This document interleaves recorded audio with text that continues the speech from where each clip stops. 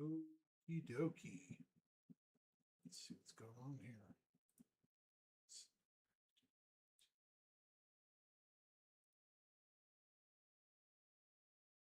Okay. So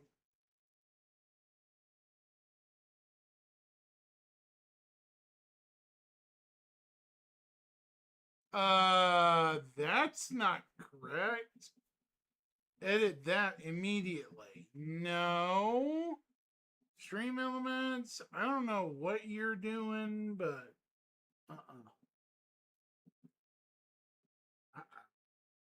I am not doing a giveaway tonight.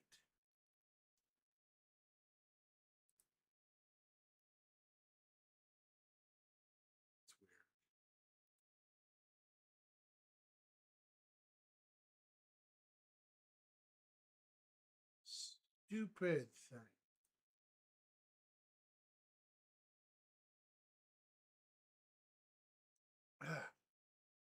Of course, it's going to be difficult.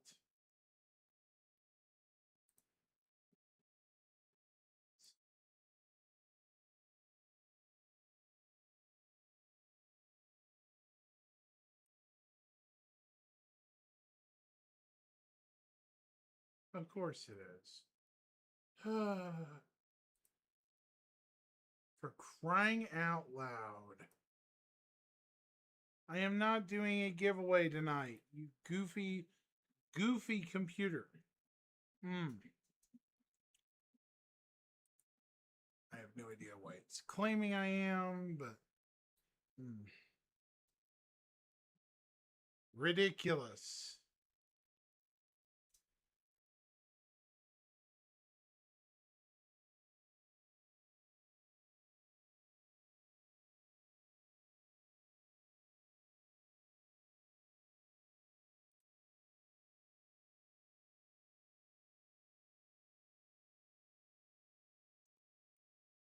But of course, it's going to do its own thing, so lovely.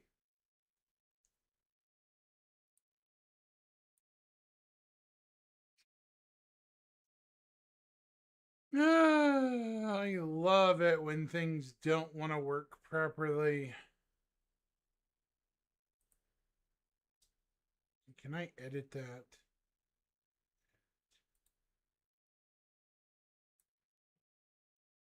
This is not what this is. Done.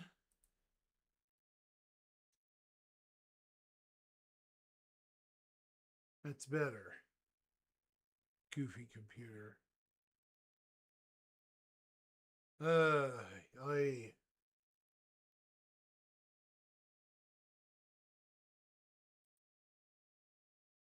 usually I don't complain, but man, some nights, guys, some nights.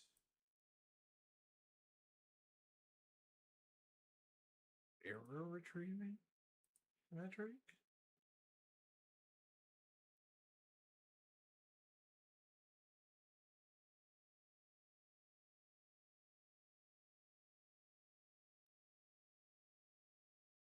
All right, let's try YouTube.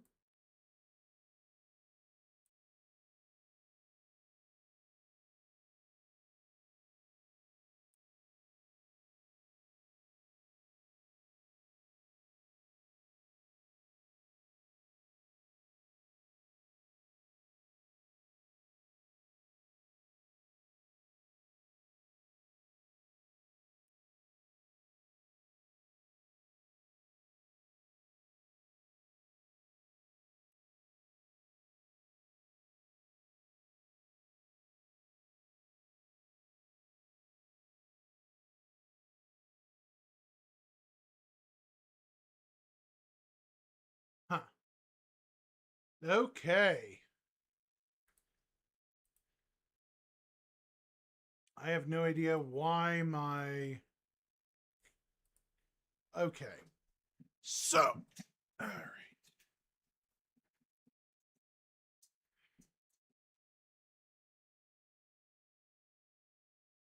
So how much did I end up? 19.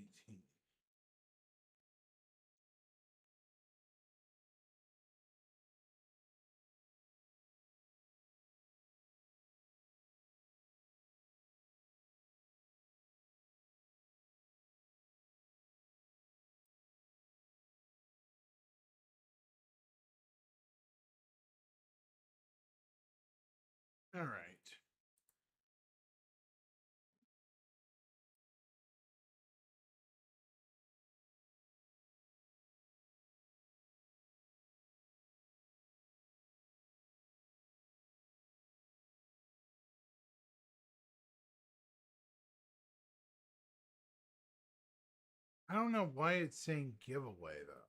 It's goofy. I didn't say anything about giveaway.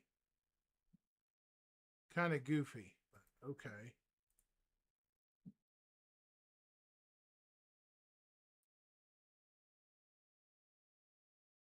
Whatever. I'm here though. What is that?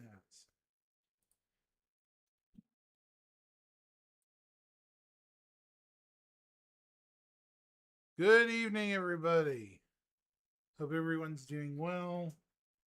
Sorry, I don't know why I'm trying to change stuff on this video. It's not supposed to be a giveaway. It's just a normal video. I don't know what's going on with this. My apologies. Technical issue there. Yeah.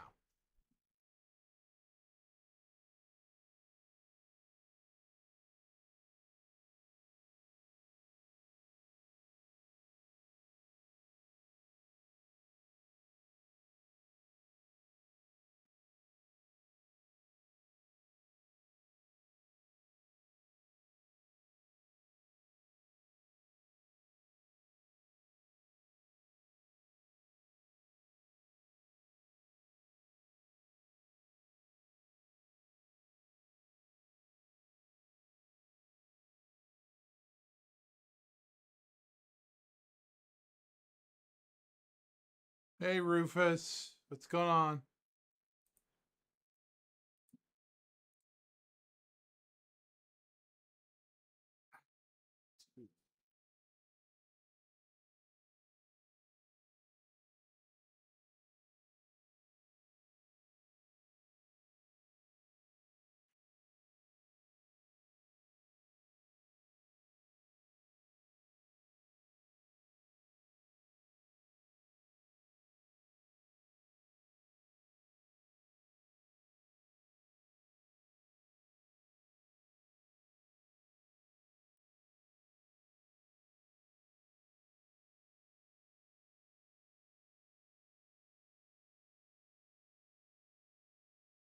Okay.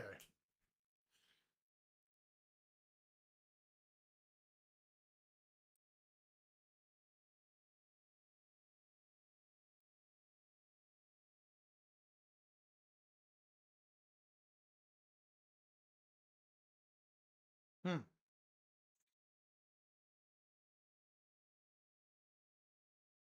I wonder if I have any echoes or anything going. Doesn't look like it.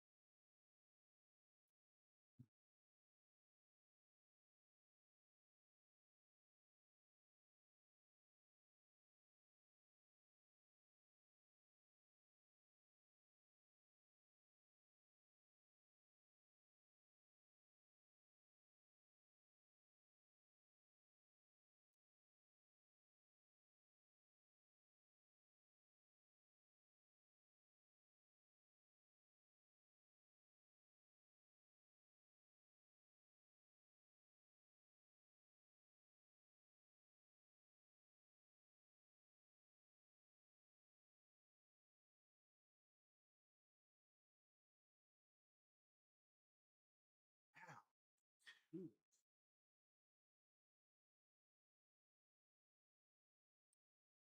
Working hurts. Huh.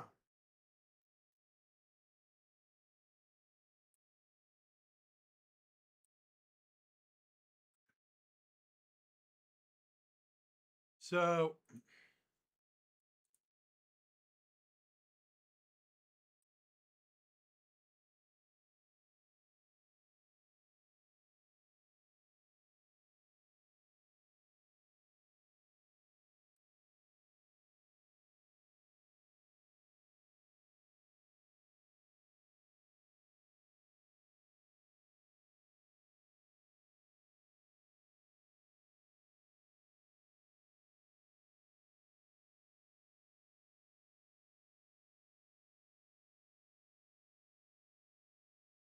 let me see something.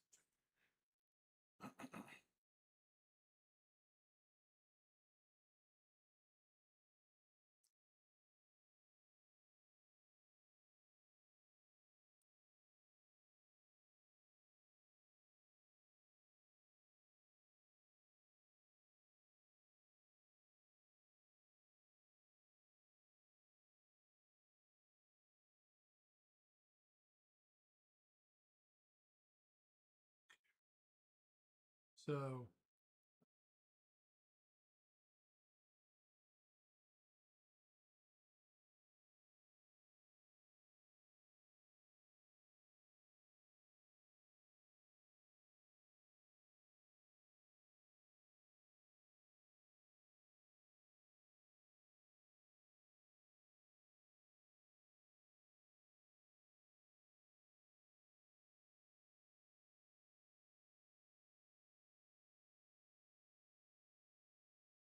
interesting.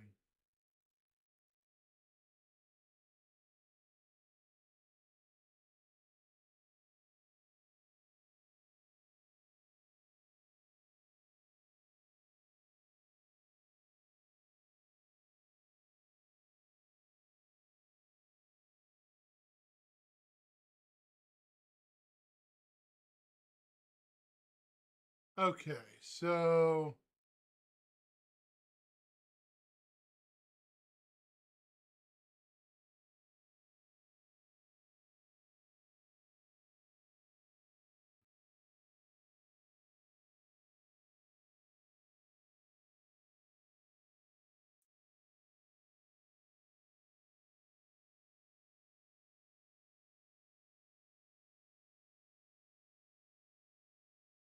not really interested.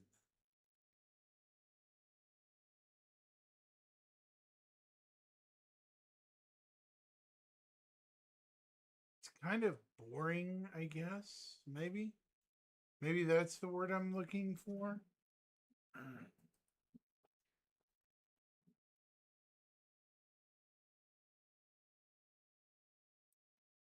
Okay. So what we're gonna do,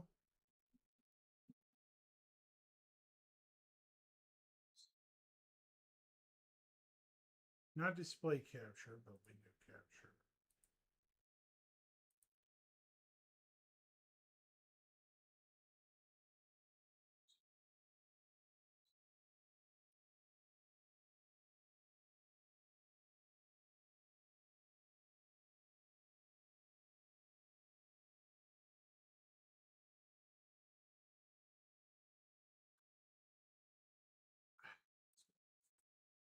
So many layers in here.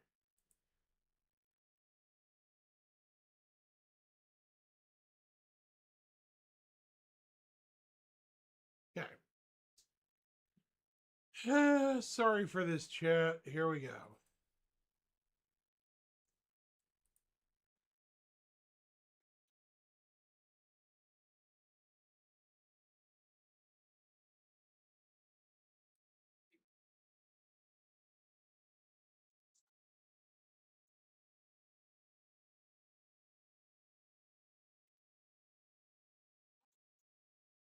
This video is going to be very boring.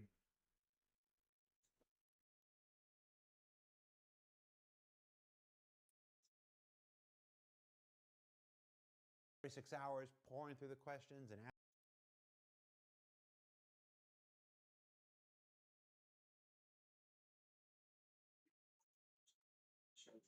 we're going to take a few minutes and introduce them to everybody before we get into the nitty-gritty. Starting with our esteemed audio director, Simon, tell everybody who you are. Hello everyone, I'm Simon, I'm the audio director. I'm responsible for all the audio in Star Citizen. Look at that hair. And Holy cow. all the department. And I have a few members with me today. If I pass on to our next My member. lord, Yeah. that hair. Interesting. I'm a sound designer, Star Citizen. I'm sorry, that hair is Started distracting. QA 7 years ago. Worked my way up, and yeah, here I am, sound designer. Quite a Doing few ships. people start in QA, though. I don't. It's like if this were baseball, that's like the minor leagues for everything. It's like there are people, we've had lead producers, we've had C-suite executives that all started in QA at some point. So it's a good place to start. Yeah. You'll learn how things actually You do, yeah, that's true, that's true. Josh. Yeah, my name's Josh. I'm a sound designer for Star Citizen, specifically for vehicles in Star Citizen. I didn't start in QA, so... So you're not as good as Tristan is. No. If I need any tips, Tristan's the man to go to. And Jan. Yes, my name is John. I'm also one of the vehicle audio designers. I'm one of the 5 with the other 2 guys here. Yeah, I joined about 6 months ago, so I'm fairly new here. And yeah, Star Citizen vehicles. And who is Milanesa? Milanesa is my cat. He's like 5 years old now. Okay. Is he one cat or a collection of cats? Just one cat with many faces. And you have your own hoodie. Yeah, my wife made it for me. Yeah. Shout out to Milanesa. All right, so we have, like I said at the beginning of the show, which wasn't that long ago, the team here poured through your questions and pulled out roughly the 30 that they can address today. We are going to jump right into it because we have a lot to talk about. Our focus on today's show, audio is a wide and all-encompassing discipline that touches every single aspect of the game. And while we may veer And from it's this super time to boring. time, most of our focus on today's show will be ships and ship audio, since that's where a lot of the most exciting new deliveries and new procedures are going now. So we'll start with a rather simple one from Really Tiny Rick. Don't usually read the names out. And I said we weren't going to read the names out. But sorry, Really Tiny Rick. When making a new ship, how do you identify what that ship should sound like? Nice top level kind of interesting question. It's a simple question, but it's got a lot of complicated answers to it. So it depends on the manufacturer, the size of the vehicle, the form, the shape, the materials it's been built with, and also the thrusters. And then how I fast just it's gonna can't get go, over what's that its dude's hair. It's requirement just like, within the game, wow. what it's going to do. I mean, that's an overview, and the most important thing is any sounds we give it, we want it Dude's to hair is actually feel just, like it's actually yeah. coming from that, the incredible design of the ship. So that's the kind of headline. And if we sort of dig into that further, Yeah, I can add to that. Generally, the process is we'll generally have a team-wide kickoff, which will involve other departments. Usually, we'll get a little summary, like maybe a few sentences on what the ship's all about, and we'll usually take that, do a little more digging, have a look at the ship. What manufacturer is it? Is it Drake? Is it a little bit more rundown? Is it Origin? Super high tech? Then we'll gather our own references from popular media, discuss it amongst ourselves, get kickoff from Simon, and then that usually gives us a pretty good start on where we want to go with it. Yeah, Simon comes in and makes some silly noises. yeah. Direction. I mean, we'll look at all contemporary vehicles, real ones, and kind of fantasy ones, and then we'll all get together. I will generally make a lot of noises with my mouth, or I'll get very excited about maybe a dragster I might have seen online, or we might draw from any number of sound ideas that we've heard or experienced that we might want to bring to the ship. Given that we want to give recently we've been giving each ship a unique identity. So it's got its own signature, if you like, and you can identify it. So rather than just digging from a pool of sounds and just throwing those in, each ship needs its own kind of considerations. I mean, the design of them is beautiful, and we want to reflect all of the Yeah. time gone into the design with the sound design. And we could draw our sources from any number of things. The ideal scenario is that we create the sounds ourselves. Now, we'll dig into this further, obviously, but realistically, we don't have jet engines at our kind of, we don't have a jet engine parked outside that we can go and record. So we've got to come up with interesting possibilities. And out of that, we may record very unusual objects in different ways in order to get them into the game, into the vehicle. Hold on just a I second, want to follow chat. up on something you touched on there. You said lately or recently you want to give each ship a unique signature. Yeah. In the past, and I don't want to throw the work of the previous audio team into the bus or anything, but in the past there was a more kind of systemic kind of generic approach to this stuff, and now it seems like you guys are really pushing to doing what you just said, to give each ship kind of a signature. Yes. What prompted that kind of philosophical change? Well, initially when I came, I thought, okay, this is a marketable object. When I buy a vehicle, a car or something, I want to feel the weight of it. I want to feel the beauty of it. I want to hear it. I want to listen to stuff. And Okay. the most important thing for me is a spaceship game intrinsically, initially, and then the most important thing was to increase the size of the department. So we've got 6 people. Keep talking. So we've got 6 people actually to create the sounds, and that means we can give it much more bespoke sounds than they had previously before I came. And the guys are very aware of the intent that I want to kind of project for the vehicles, and maybe I'm hogging too much of the time. Don't laugh to me. I can kind of like go back on the audio direction kickoff that we do like in the early stages during the pre-production, because that's something I feel like oftentimes is not talked about enough or is not given enough credit, because Simon comes in these meetings and he usually has these like really wild ideas, and he comes up with these like really specific keywords for us to go on with. He makes some like actual verbal sound effects, and these are like super valuable. It's actually kind of fun to do, like we have a good time doing it, but also his ideas that he brings like from his years of experience, obviously they give us a lot of 07 insight and points Rufus. to like build our ideas from. And every ship that he sees on screen, like we show him this is the new ship we need to work on, and he comes up with like a bunch of I don't know really about different you, ideas Rufus, from but all the this is past ships, boring. and that's like a very good inspiration to start from. Just to me, it just As a seems follow-up kind of to this, boring. Exit Wounds asked if we're doing names on this one. I've just decided. I told them we're not doing names. We never do names. I'm doing names. Oh, the audio, We've seen a lot of video the audio ships is get more extremely distinct low. startup sounds and thrust Hang on, sounds. I'm like gonna the try to Perseus, which adjust sounds great. Will these roll out to the older ships? Yes, they will. Because now, how many How's vehicles that? do you think we've kind of increased the sort of value of the about 10? So basically, we've got 10 we've started with, and there are hundreds to do. Yes, of course, we're going to be doing that. How we fit them into the schedule, I can't promise when that's going to be happening. But that's the intent, because the better the recent ships get, the more the divide is from the previous ships, that we want to update everything. I know there's so much more value we need to give the whole experience. I want it to be a great sound experience, always a meaningful experience when you fly.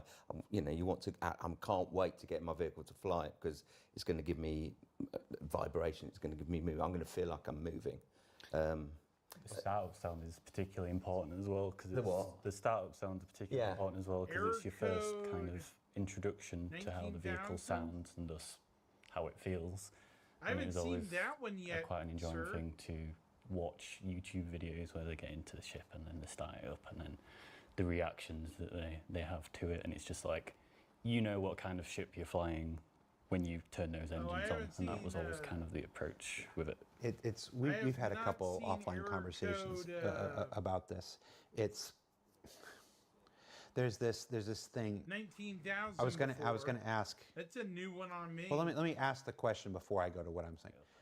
How important is audio? They have to it. And It's just like It's okay. There's a classic answer. It's Is that a 50% newer of error a code? game or the film, but actually I haven't it's a seen little that bit one more. before at I mean, all. if I can just give a very brief thing. So about this. your field of vision is, I don't know, Rufus, it's about have you heard of 120 that one degrees what you can before? see, and then you've got 50% and 70% you can actually visually see. Hang on, But I'm we've getting some actually got to feedback, provide sorry. 360 degrees of the sound. So actually, the stuff you can't see, we need to provide as well. And also, an experience is much more fulfilling when you've got, I'm going to use the word immersive and people will laugh at me, when you've got an Error code enveloping spatial 19,000. audio experience, heard of an it immersive experience that we can offer you sonically, where you can feel not only what you see in front of you within the field of view, but you Got actually a get the suggestion of person stuff over that's on going on behind you, YouTube like the, asking about you know, the rockets kicking you and pushing you through the universe, the turn and the vibrations and the whole experience, not only in spaceships, but, you know, to the greatest extent throughout the whole universe that we're going to occupy, in every sonic experience and every visual experience I don't we think travel I've ever through. heard of it. We're there to support that. That's a good answer. When I was referencing online is, you've heard me say several times that, you know, I have this dream of this show. We haven't gotten to do it yet. This isn't going to be the show, but I want to do this long form kind of thing. I have this firm belief that, you know, we got all of these amazing 3D artists, all these amazing, the 2D artists, the 3D artists, the VFX artists, all of this stuff. And they create a wonderful canvas. Authentication code error. But nothing comes to life until you hear it. It's for me, the audio is that moment where a thing goes from being a work of art to a living, breathing thing, whether that's a spaceship or a character or a creature or whatnot. And so when you say you say it's 50-50, it's like it's certainly there. But yes, I think it actually it's just Yeah. art. Not that art's not great. Yeah, I mean, I it's agree the with, language we're providing for the design. Rufus, I mean, the design, theoretically, things can Rufus, exist without sound because might have to the read design log gives to you, get you it know, to work. a real perspective and dimension. But we can add the weight and value to the, you know, to the experience. I always kind of thought as well the visuals kind of build the world, but the sound puts you in it. Yep. It's kind of how I experienced it. So to follow up on that, we've got all this work to create these signature sounds and whatever. We discussed how important the sound is, whatnot. But as Ephemeral Soul asks, why do the sounds of other ships you hear while inside your own ship all seem to sound the same across the board? You do all this work, and then when you're trying to listen to the outside world while in your ship, it all seems to be No kind of links generic. allowed. What's happening? Ah. That's placeholder, right? Sorry, I think Rufus, that's, it looks that like the stems stupid from bot bit. our Yeah. old ship system Oops. breaking, What and happened? it created a game-breaking bug. So Yeah. we took that opportunity to move on to the new ship system, and basically we had to just put placeholder on for all the other ships. Otherwise, I mean, it's better to have something than nothing on, like, sound-wise. So that is something we are going to address. Like, we will. Yeah, We'll yeah. get to that. So it was kind of it was a temporary fix to a game-breaking issue, and instead of reverting back to what we had before, we took the opportunity to work on a new system that brings back the older flyby, or something like the older flybys, which people have been asking for so long. Hopefully an improved version of that. And that is something that we are actively working on at the Oh, moment. we've already done some. Yeah. Already, and they're going in. So It's close. they're going in. I mean, every not failing or disappointment for the community of the audio that they identify, we don't computer. ignore it. We're going to address it. But the targeted way we're going to change it has to be mannered and has to be in line with the studio and actually in line with the actual systems that we have to kind of implement them. We can't just drop tools. And yes, of course we want to do that, but it's not a case of just finding Sorry about a that, sound man. effect. Oh, that should do Sometimes it. this It thing has to be has a, considered, and there's a lot to sad consider sense of because not only humor. are we we're going to elevate the actual spatial audio as we go, in the future towards VR and actually things that we're actually going to physically be able to touch and things like that. We've got to build for the future rather than just band-aid everything and say, well, that'd be fine. We do get round to it, and we are getting around to it, and everything is being addressed and approached. Yeah. But I it can't be hope just we done. get I know at this is least probably going to be almost Hold feel like on. a stock answer. It can't be done Did now, we but get you a know, Star things like, Citizen oh, we Live want to do this that. We week? do want to do that, and we are doing stuff. We are doing stuff now that isn't Yeah. available yet. Is not necessarily going to be available for any of the future releases. I know but there's stuff going on in the bots- background You know how because these bots are. we've got no though? time to They're lose. I've got no sometimes time to very lose, and we're selective, growing the department, and we have grown I the hate department it. Yeah. in order to change the audio. Well, I think everybody. Let me see if I can I find think the everybody link. can already see the impact Yeah. that you've had on the since you've been here. So yeah, just can't always work on everything Yeah. at all the same time, stuff like that. But I would say this topic is probably like the biggest open wound for us because it's something that pops up a lot, and we also experience it when we test our sounds and etc. So we work really hard on the ship, like the individual ship sounds that the players will experience when they play it. But that aspect is a really big part of it. So it, like Simon said, it There we won't be go. like a band-aidy type of solution. Okay, like let me do it. we want to make sure we're doing a really thorough system that will elevate the player's experience. do all this work. They wanna hear an Idris or Perseus passing by from like really far away, and we want them to identify. Oh, okay, that I know which ship is that just by hearing it. Like this is Good. this is At basically least what I we got wanna the achieve. right one. And when it passes over you, you want to feel it. you right? want to feel it, yeah, of course. So we're talking about this right now, and there's always a question about That's the good. realistic audio least I system. got the So we're correct talking about error being able to code hear one. sounds from one ship to the next ship and whatever. But then there's inevitably somebody's in chat's doing it. I didn't see it, but I know it's there. Somebody in Yeah. chat's like, "You're not supposed to hear anything in space." Okay. Yeah. Wait, is that an Our okay job's word done to then. say? What, that we can't hear anything in space? No, the British word I used. What did you use? What was the word you used? Is that a bad word? Did you swear? I've been trying so hard not to swear. Did you slip a swear I word in used a quickly? British word that's not a swear to me, but only because I don't actually know what it means. I associated it with a dummy. I don't So know. yeah, so the real audio and the real kind of the physics of audio in space, the physics with atmosphere with atmosphere. Well, kind of rule of cool sometimes. I mean, if we've got something we want to make a sound, then I want it to make a sound. Now we Look can't at just his face. provide a roll-up. We can't my just have gosh. the bass frequencies or the low pass just kicking in. We've got each. What am I looking You know, for? we've got to feel vibration through our space suit and then through our helmet. Yeah. We've got to consider how vibration works and how we achieve the real audio. Because yes, you can't hear anything in space, but as soon as you start touching stuff, you'll get resonance through your suit and then through your helmet. And that's not just a case of creating a sound and then just rolling off the treble or the high frequencies. We've got to. It's a bit more complicated than that. Now, I'm sure some people want real audio and some people don't want real audio. I'm not sure what the right answer is for that, but if we're giving an audio, yeah, go on. Sorry. I was just going to say, I think we really want to build a great cinematic experience first, because we're going to have cinematic sounds anyway in Atmosphere. So if we can build on that foundation, then we can move on and do the realistic stuff at a later date once we've got the cinematic stuff in order, basically. Yeah. Build from that. I think there's areas of the game that will approach that will obviously Okay. give the feeling of more realism, EU like the difference monthly between report atmospheric flight and tomorrow. space flight, and that kind of juxtaposition between the two makes Red you Festival it's like an ends artistic interpretation of tonight. sound in Yeah. space. But as Tristan said, we've got a lot of work to do on regular mode. Tomorrow is the monthly report. Yeah, Sean it's Tracy always is hard. Star Thursday, Citizen and the always it's newsletter a struggle is that doesn't just Friday. affect audio. It's Okay. everything. This bring it to the point of realism, then bring it back to the point of So, fun yeah. is something that we've had to we've had for a long time. This is actually bring it to the point of fun and cool.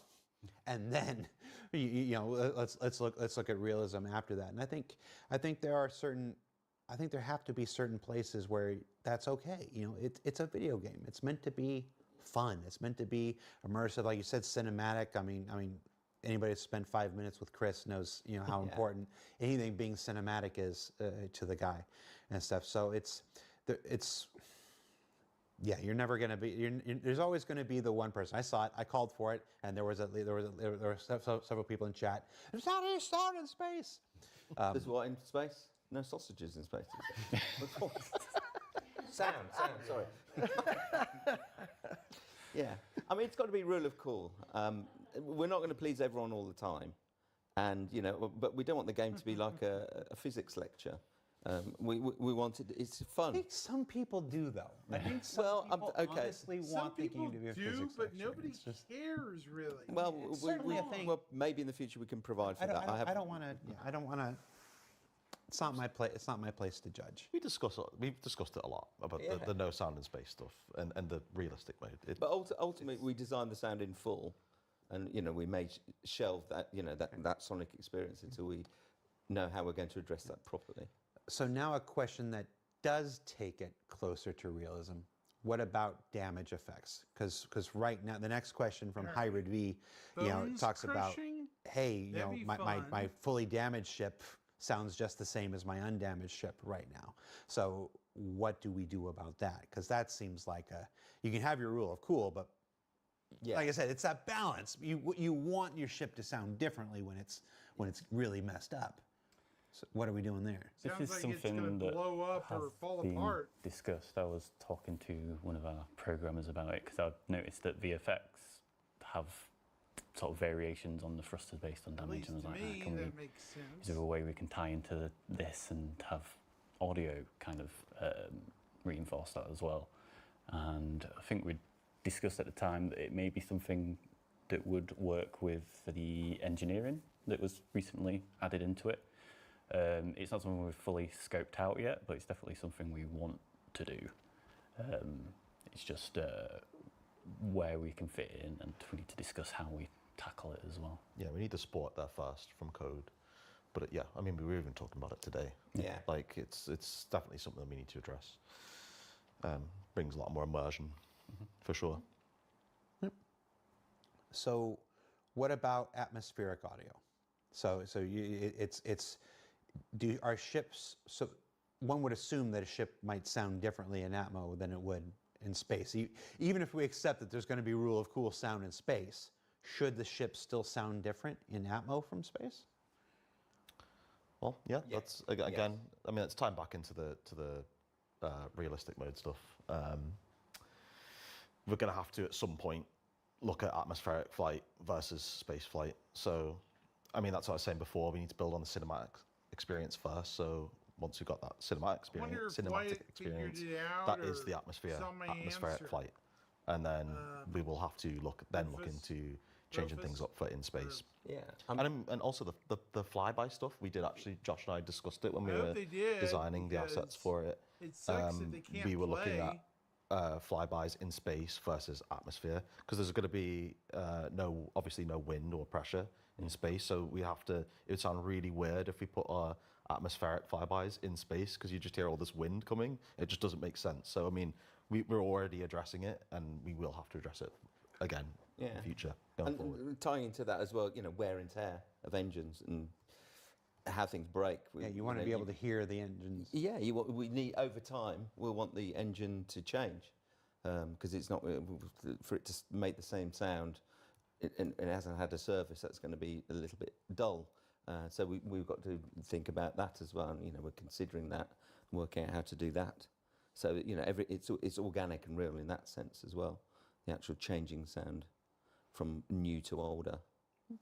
One thing I can add is this is the first time I'm working on a live game, so it's like a different experience for me. Like, I'm learning a lot of stuff, and a lot of the What? Yeah, you do learn a few things. You do learn a few things working on a live service game as opposed to winning. It's a buzz.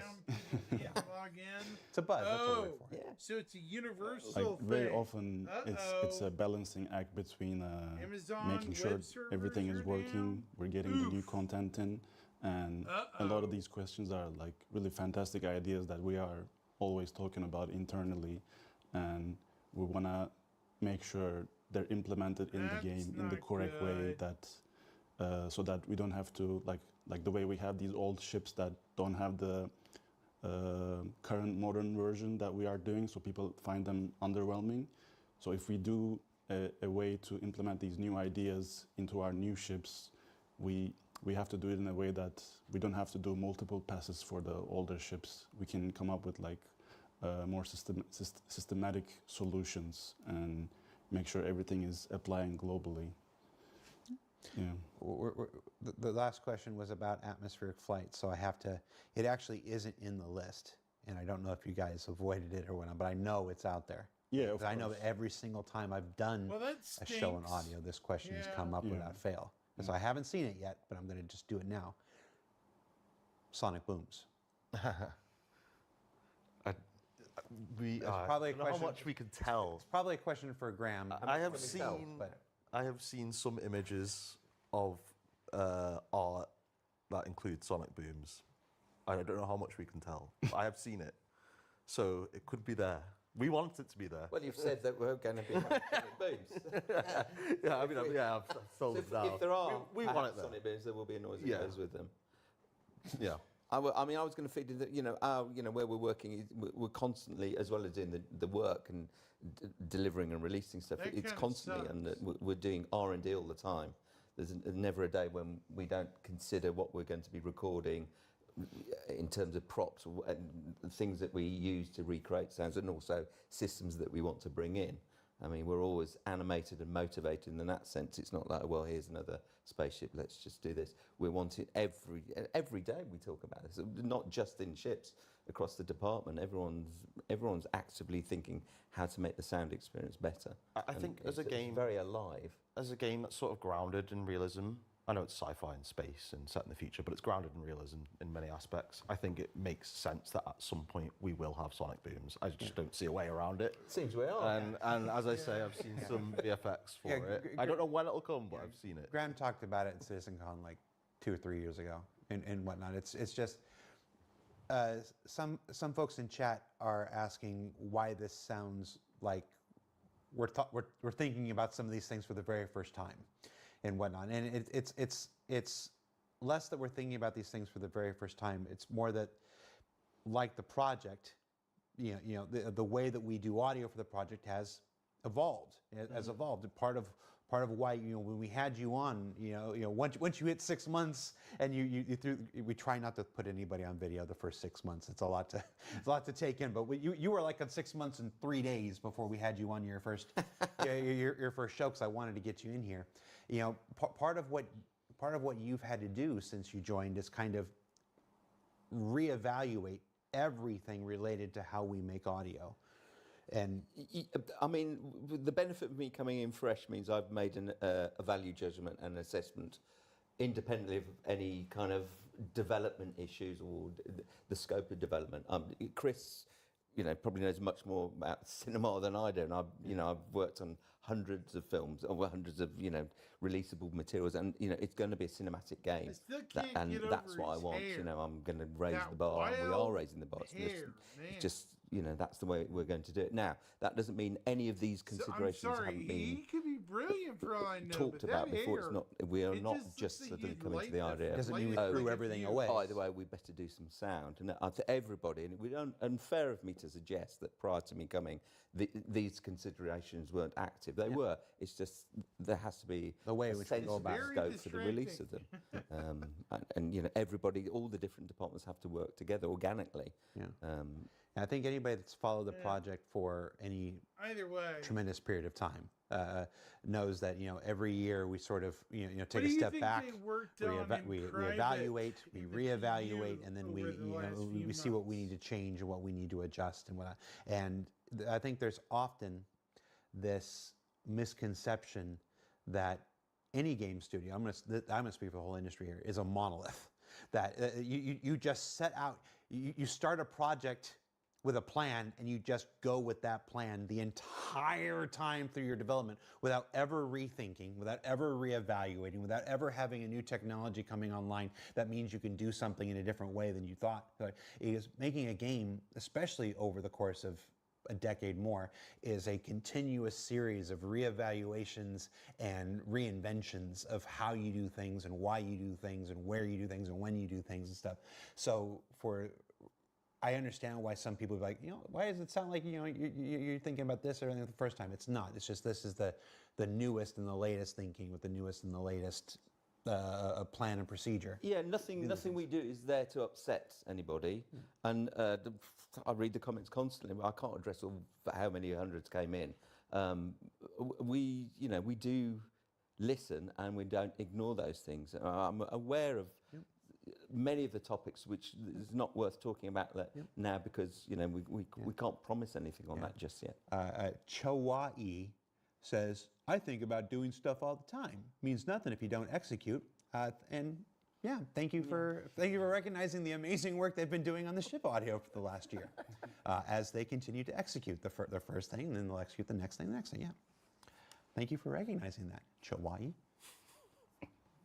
And I would also say, like, in a project that's been in progress for this long, there's a lot of value in having people that's been on the project for a really long time because they just know the project inside out. They know where the bodies are buried.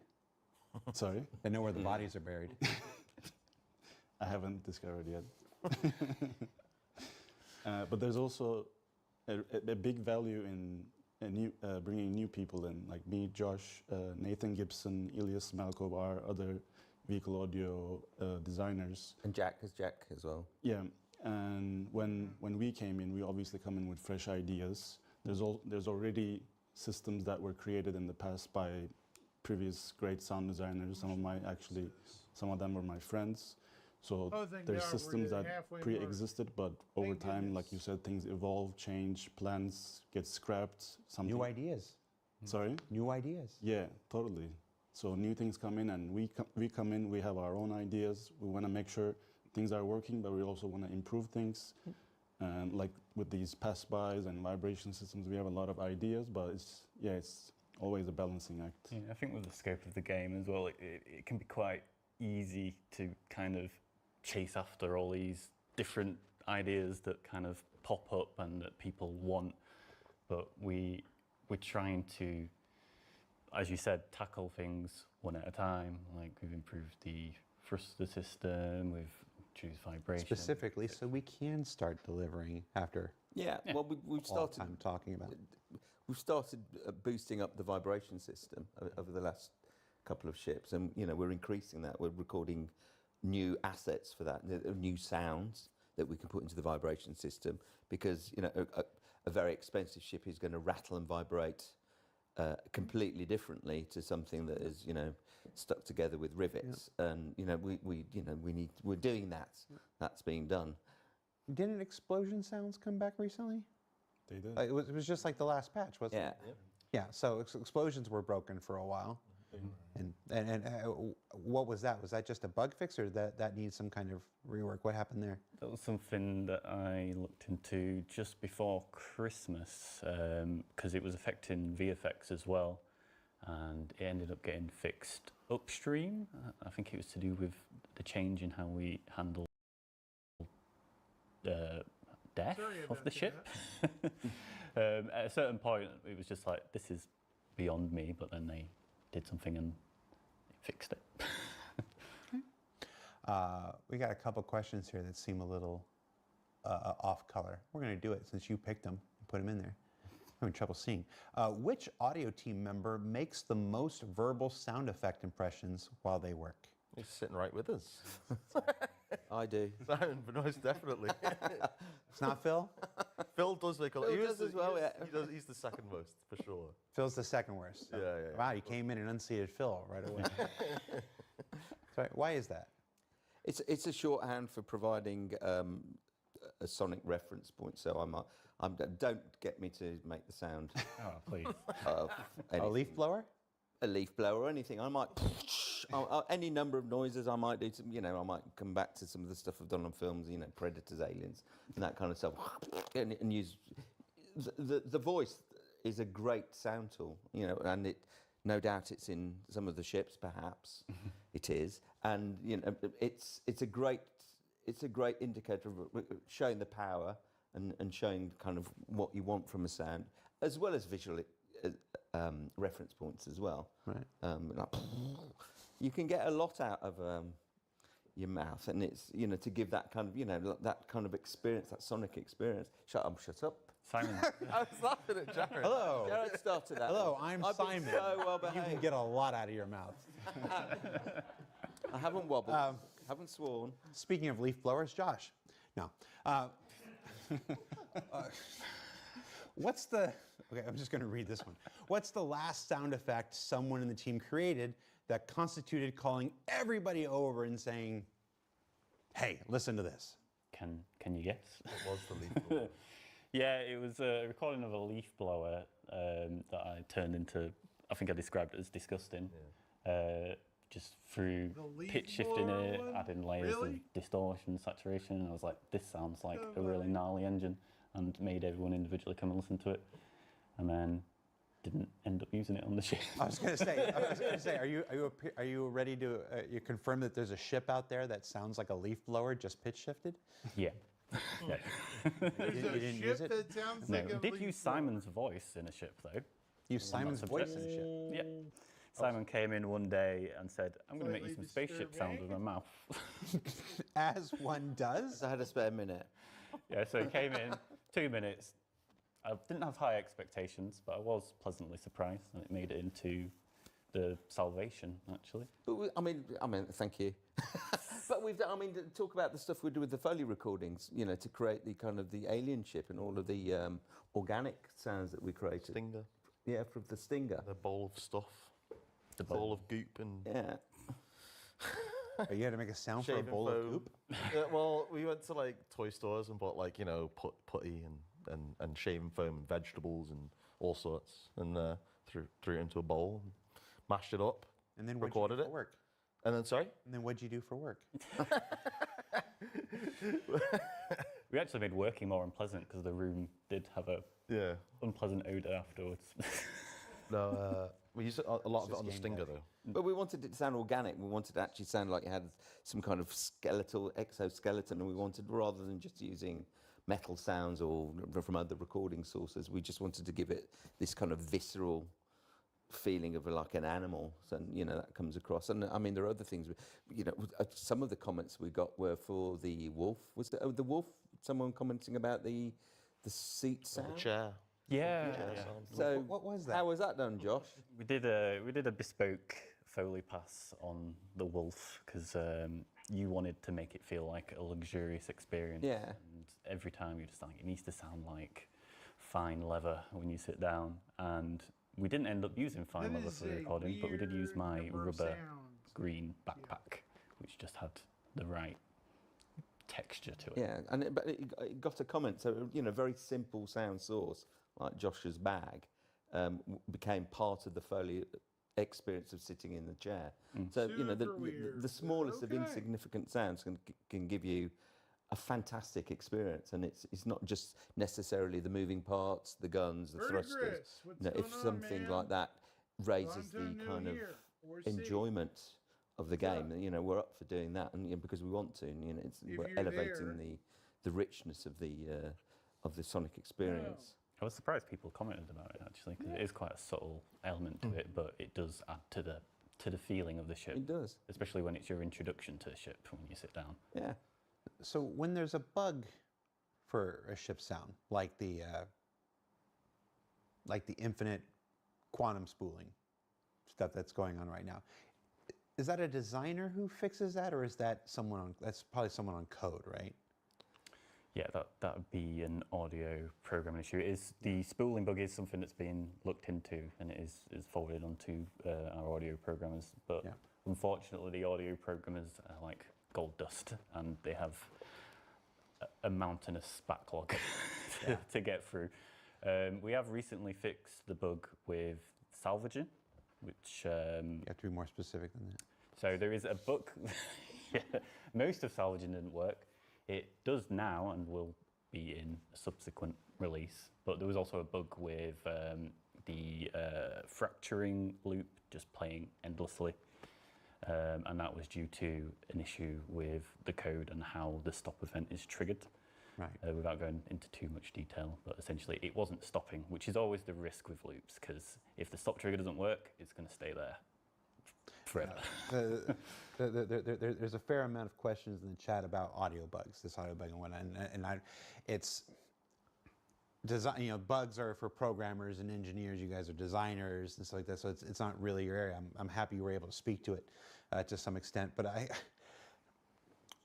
there's a question I get that doesn't usually get asked anywhere else, but I always, how frustrating is it to you when you do this work, you create this amazing soundscape for something, and then a bug ruins it? A bug it makes this gorgeous sound that would be gorgeous if you could only had to hear it for 3 or 4 seconds, and makes it continuously repeat over and over again to the point now that people begin to hate this sound that you spent so much time, carefully designing. How frustrating is that for you? And It's hugely frustrating because we put a lot of care into what we want to provide, and that we're getting shout outs for bugs because it ruins the experience for the player, and that's like puncturing a balloon. It's very disheartening, but we need to find a way of fixing it and getting it back on course. And there are a lot of bugs, and we're fixing them as quickly as we can. But I mean, the disappointment is, I don't know. I mean, how can you express the disappointment when you built something and then it slips out from working and not working? It's not deliberate. I think there's a lot of old bugs I'll that be right back, chat.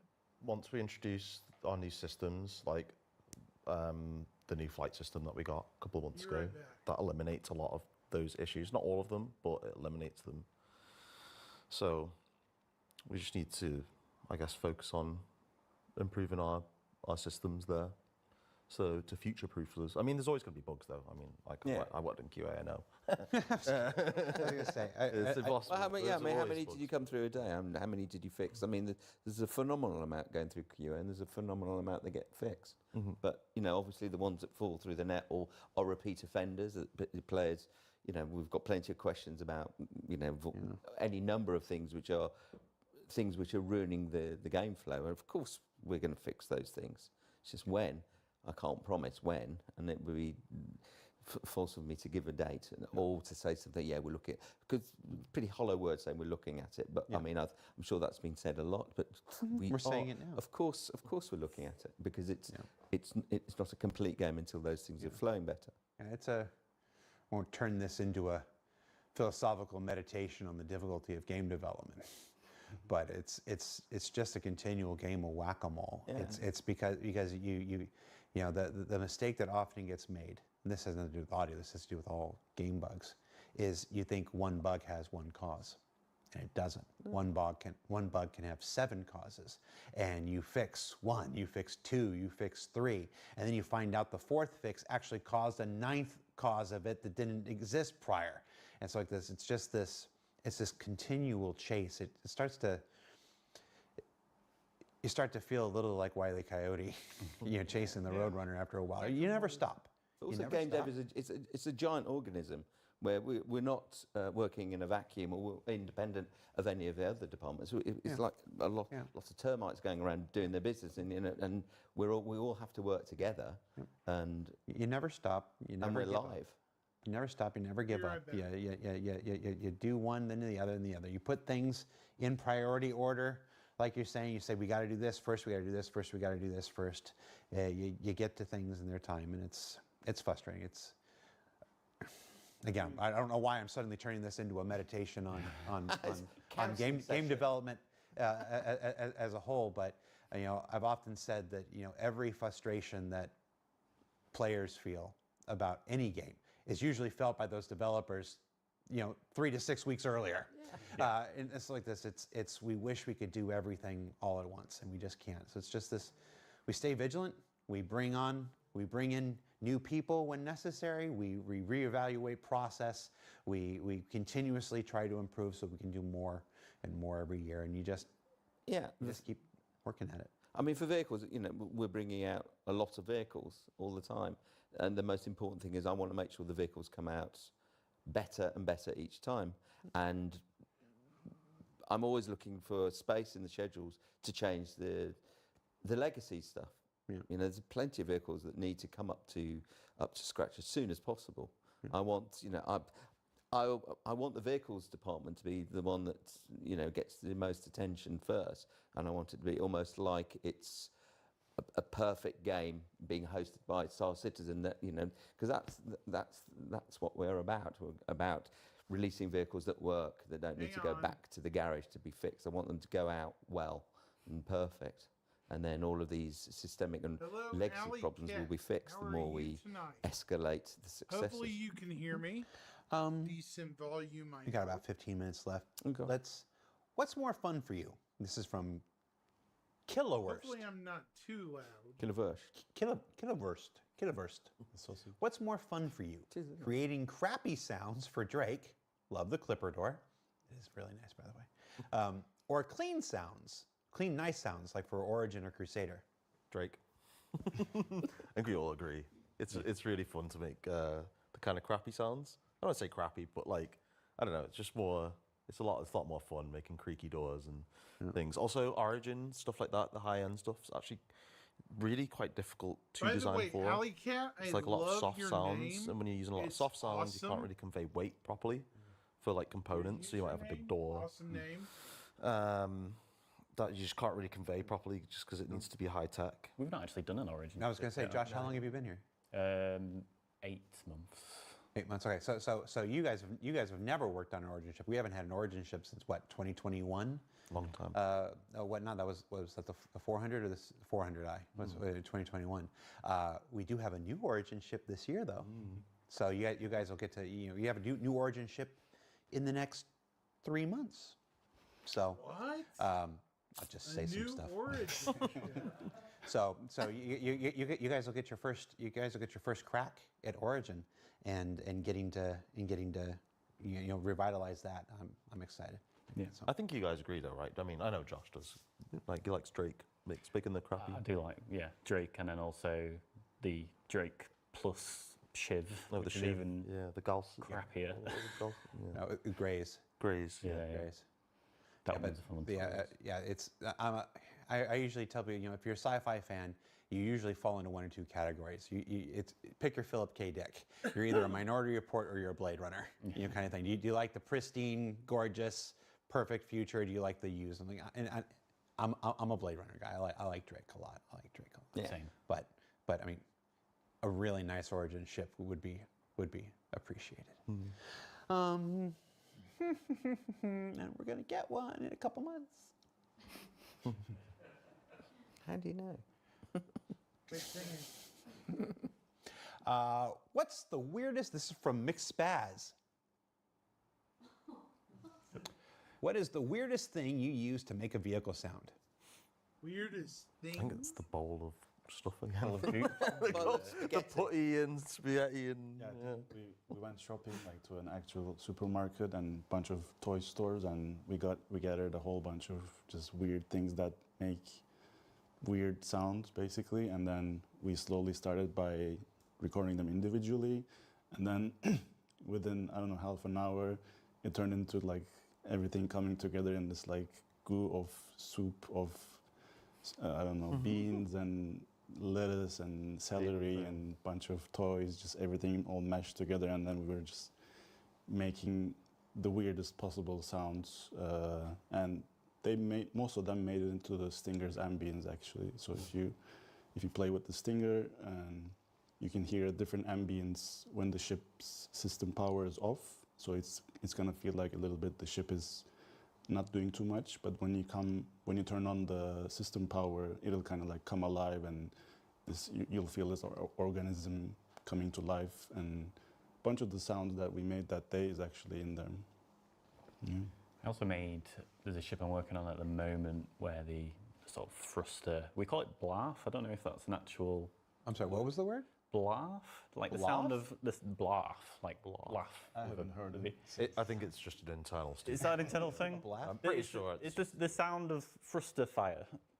It's called blaf. I think we just blarf. came up with a stupid audio word for it. Like, I think Alex told me, and I think maybe he Yeah. was having a joke with me. I don't know. But anyway, yeah, I made the ship I'm working on at the moment that I wanted to sound particularly dirty, so Particularly used Blaffy.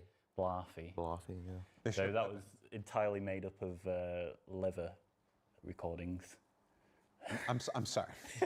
Right. I'm making the connections in my head. I'm as sorry. saying it. You had a ship weapon you wanted to sound particularly bluff, so you used leather. yeah. Not weapon. No weapon thrusters. Thrusters. Yeah. Yeah. Okay. Yeah. That's better. That makes more sense. Yeah. Yeah. That makes more sense. Ship thruster that you wanted to sound bluff. Blarfy. Bluffy. Yeah. Do you guys do ship weapons?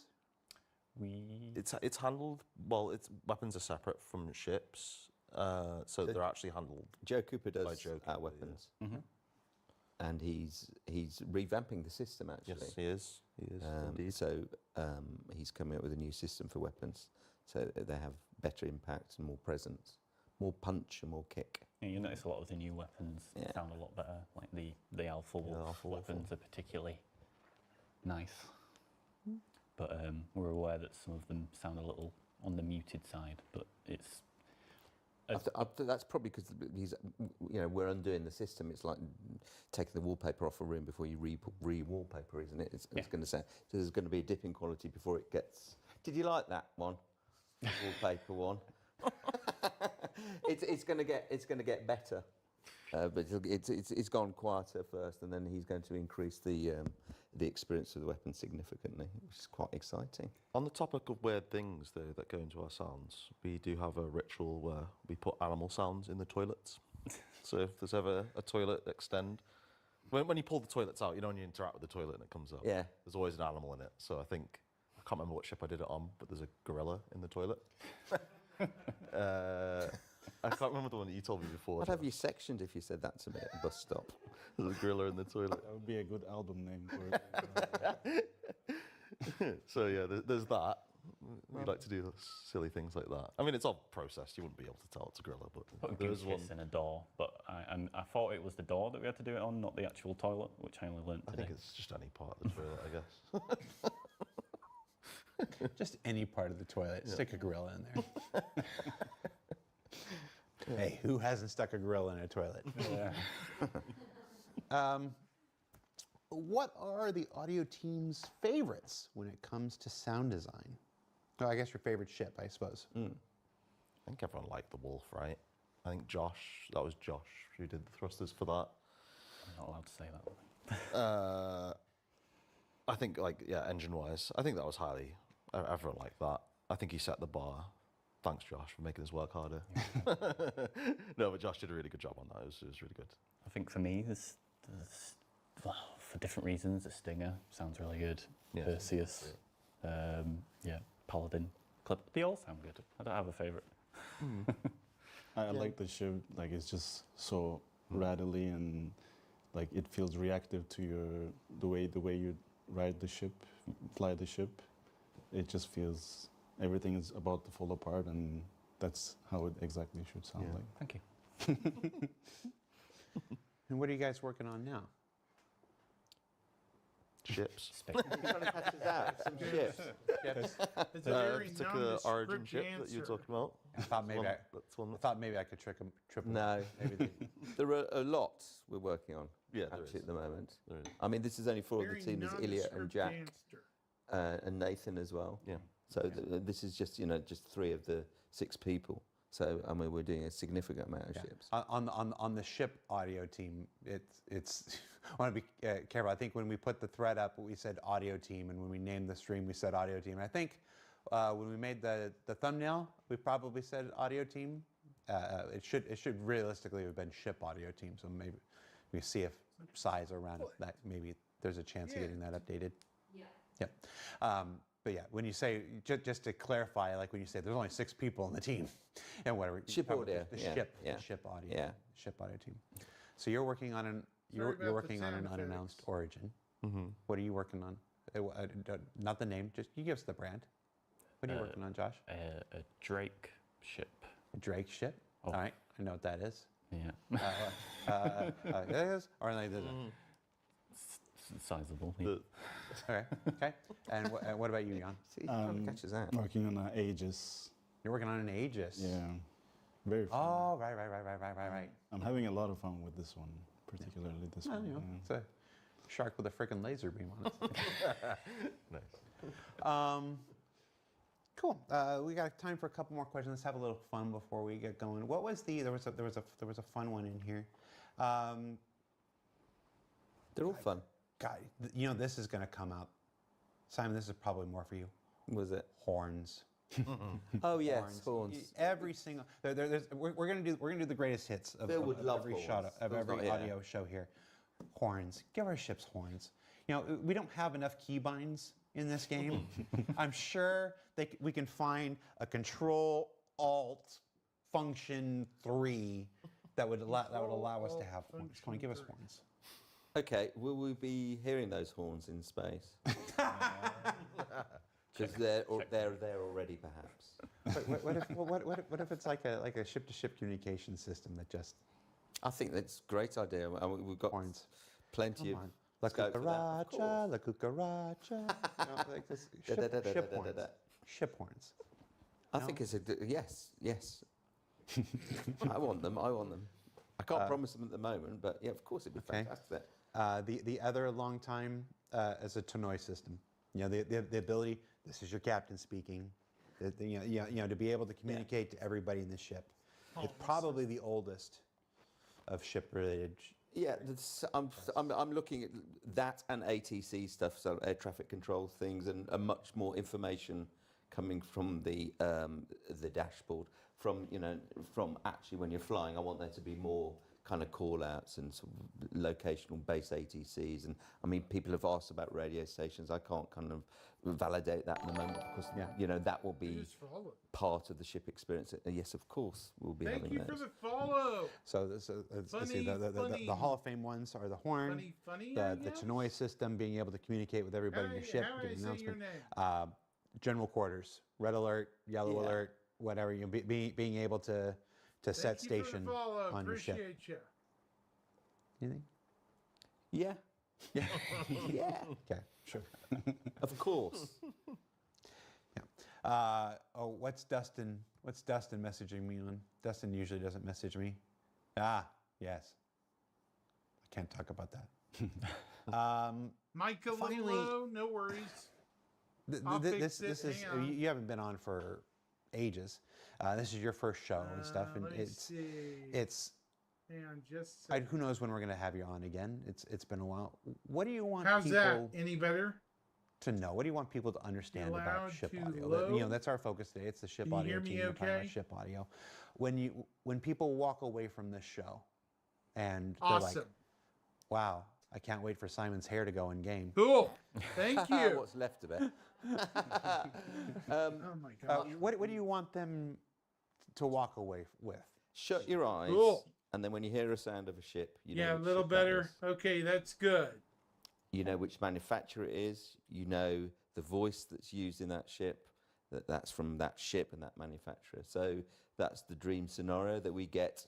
What's called an earworm. It's something you memorize and you know is the sound of. You know, I can make many references from other films and games, but fundamentally that would be the dream scenario. You close your eyes, you know that ship's behind you. And indeed, How we have doing to do tonight? that with 360-degree audio. You need to hear it first before you see it. So that's the dream scenario. And as you know, I that's hope a whole you're topic doing in itself. well. How we're going I'm, to be trying to bringing get back bespoke into sounds, the which manufacturer, how we're going to Swing play of with things, so to play speak. with sound in I order guess you to could say. how do we achieve the sound of luxury leather I'm still compared doing with a the lot of sound college a work. plastic tractor seat. but, Do you know what I uh, mean? How do we do that sonically? Yeah, I'm trying to get there's back into absolutely some no time more to talk about streaming that, but and we do want to kind having of grade fun with the, my the sonic community as experience well. by the price of the ship and the Yeah. quality of the ship, the weight of the ship, and the function of the ship. But the most dreamlike thing for me, shut your eyes and you know what you're listening to.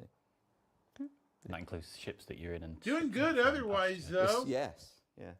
I want people to know that we do. Doing great. We are listening. What like, there's a lot games of do you suggestions play? that people come out with, like ship horns, and we have talked Just about it. quest- And actually, a just better curious. example would be ship flybys. We actually pushed the priority right up for that because we really wanted that, and I know that the community really wanted that too. And we are judge for listening. Phil, Like 'cause I we're know here. Phil wants it. Yeah, we're here to improve the experience for you on audio. We're not like we want these things too. Sometimes it just does just I'm take actually time, doing pretty like, good and we are tonight. blocked by other things. Had some like, we do college need code courses support for a lot of earlier stuff. in the night. But we are And that we discuss a lot of the. I don't things know that are what off today, that that's is. internally, Uh-oh. and we are changing Hey, priorities for things. Star like the System for flybys, sure, instance. awesome. It just Hang takes on, some I time. got a phone Anybody call. want to add anything? Yeah, I would say again the fact that this is a live service game and our Spam work calls. constantly comes out I and we hate get them. to see the players' reactions. I hate It's a pretty spam calls, nice feeling. don't It's you? like very validating, and seeing the positive feedback kind of gives us more motivation.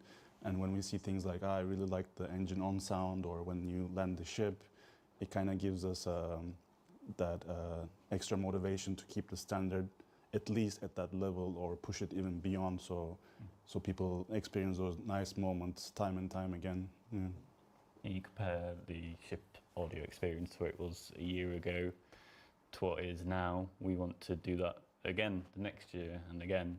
So we're just constantly pushing for quality. Yans 89 in the chat. Yeah, says, they "Ship do me audio is too. Paula Shirley for Squadron Definitely. 42. How can they be playing Totally this?" understand. The simple answer to that is single player versus multiplayer, my Funny, friend. funny. It's a whole different bag of hammers when you have to include networking and in a single player game you control here, where the man. camera I is at all hate spam times calls and where a everything lot. else is. Things don't have to be nearly as systemic.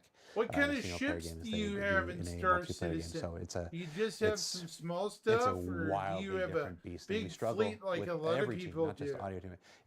Every discipline in the company struggles Speaking with. about something a we bit can have this happier. solution here, but it doesn't Be quite aware, work. we have here," an things ad like that. break So starting don't let here in a anything few that's said today about the seconds. Star Citizenship be audio warned. team and whatnot hold wildly Heads different up. beast. All right. That's it for the show, guys. Thank you so much for taking the time to be here with us. Thank you for having us.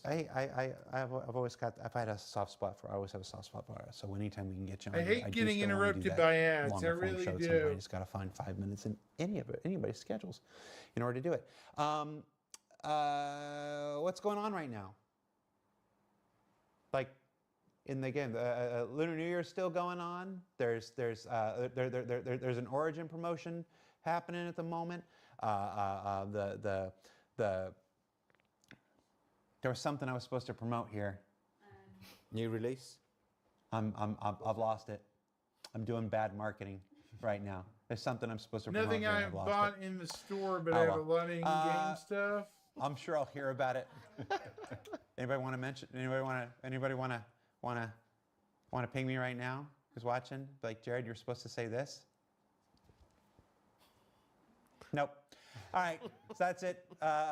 Simon, Tristan, Jan, Joshua, thank you so much for taking the time to be here on the show with us. Come back next week.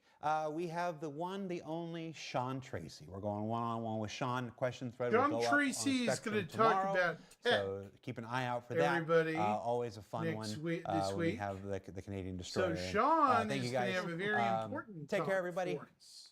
Bye. So, yeah. I wonder what Sean will talk about with us on Thursday. Also, tomorrow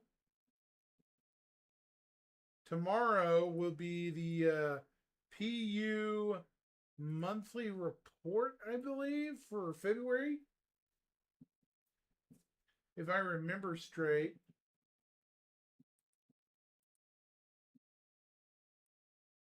I think the monthly report is tomorrow. So, yeah.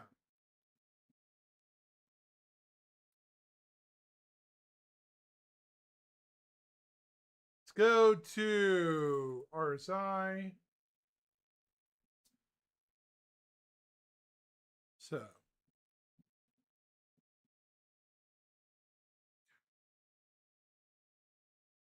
Okay, this week in Star Citizen. Red Festival is ending. Things wrap up tonight.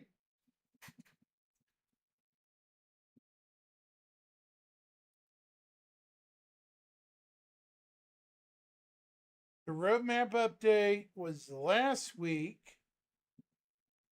So next week will be the next roadmap roundup. Audio team was what we just watched. Now on Tuesday, we get the subscriber com link and stuff. We're going to cover that here in a few minutes.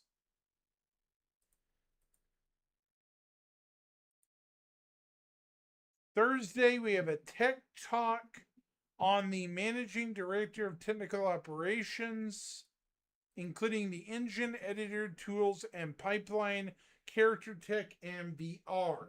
So that should be a very deep discussion. I cannot spell. They're going to give us the first tech preview of the transportation stuff. Hang on, I have a phone call.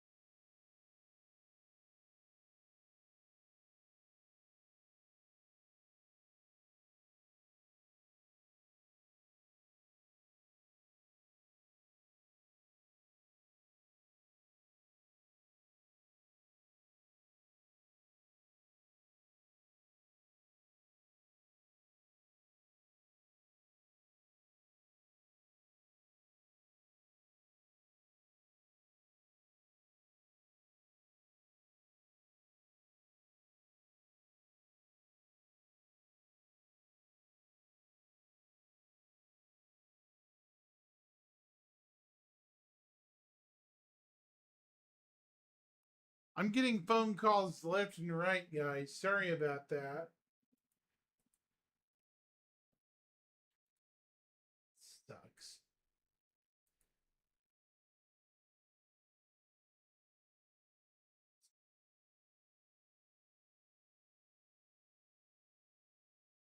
Sorry about that, guys. Okay.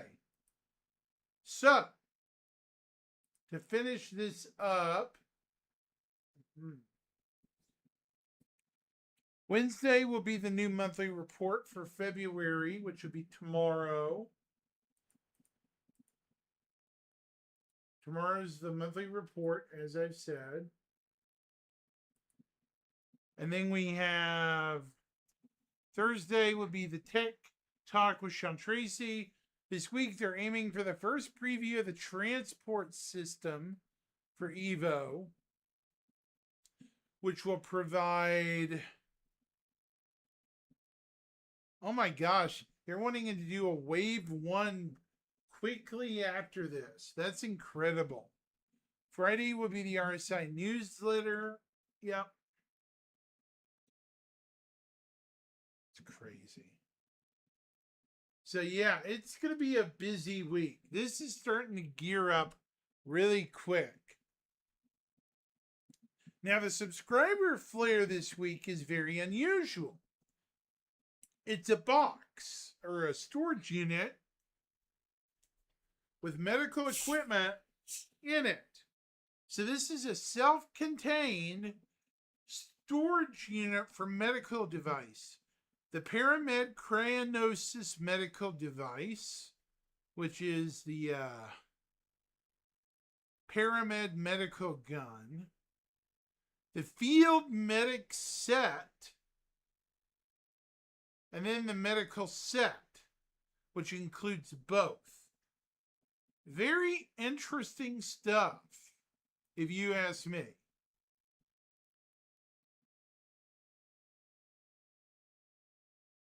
I mean, this is some neat stuff. For medical gear, Also, the vehicles for this month are the Ursa Medvac and Apollo Medvac. If you have Imperator subscriber, if you have just Centurion, you get the Ursa. So, yeah. Also, I saw something weird on the store earlier. I don't know what's going on, but let's see. Hang on just a second. Go to ships. No, that's not what I want.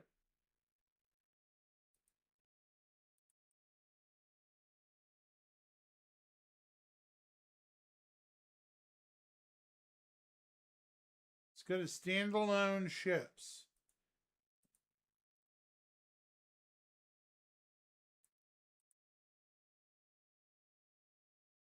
Okay, so there's the Apollo Medvac. Right.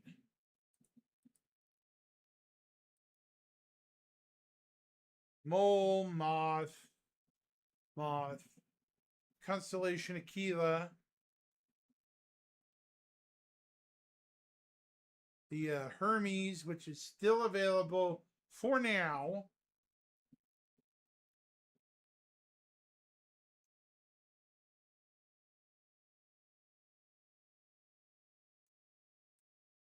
You don't think there's anything really else available that you would want? Yeah.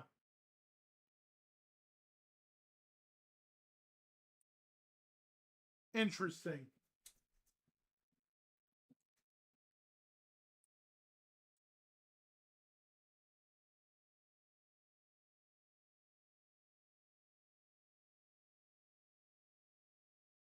Well, it kind of upsets me a bit.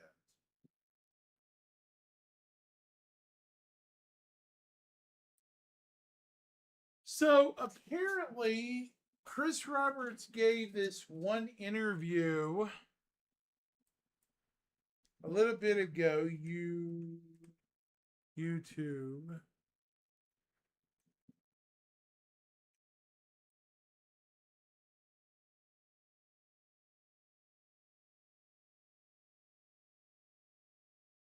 Now I'm going to look this up.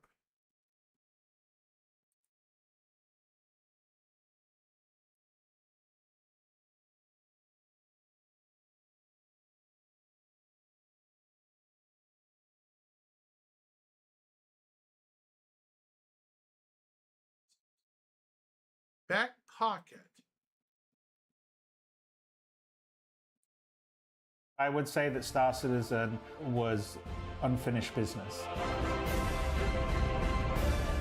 Visit Back Pocket if I you think when we can. launched in 2012, it was a different time in the internet. I think it was more hopeful, more optimistic, This less is the cynical. channel I think this one of is the on? major problems with doing something that's as long-term as Star Citizen and as big and as ambitious as Star Citizen is if you're part of the community and you see us, because we This is do my first updates, time the community watching video this. updates, we show them what we're doing, we have roadmaps. In terms of, I think, being a developer that shares and is open, I think we sort of set the standard, and I think when we started in 2012, that was one of the things that we did first that a lot of other people didn't. So we had all this openness, which I think if you know it, you're like, oh yeah, this is a real game. But if you don't, and you've just said, wasn't that something that got crowdfunded like all those years ago, you may be a bit skeptical because you don't. I mean, I generally find that. I mean, I run into people that say, oh, I backed that like 12 years ago. Is it done yet? I'm like, you can play it now if you want. You look at the videos. I mean, you got.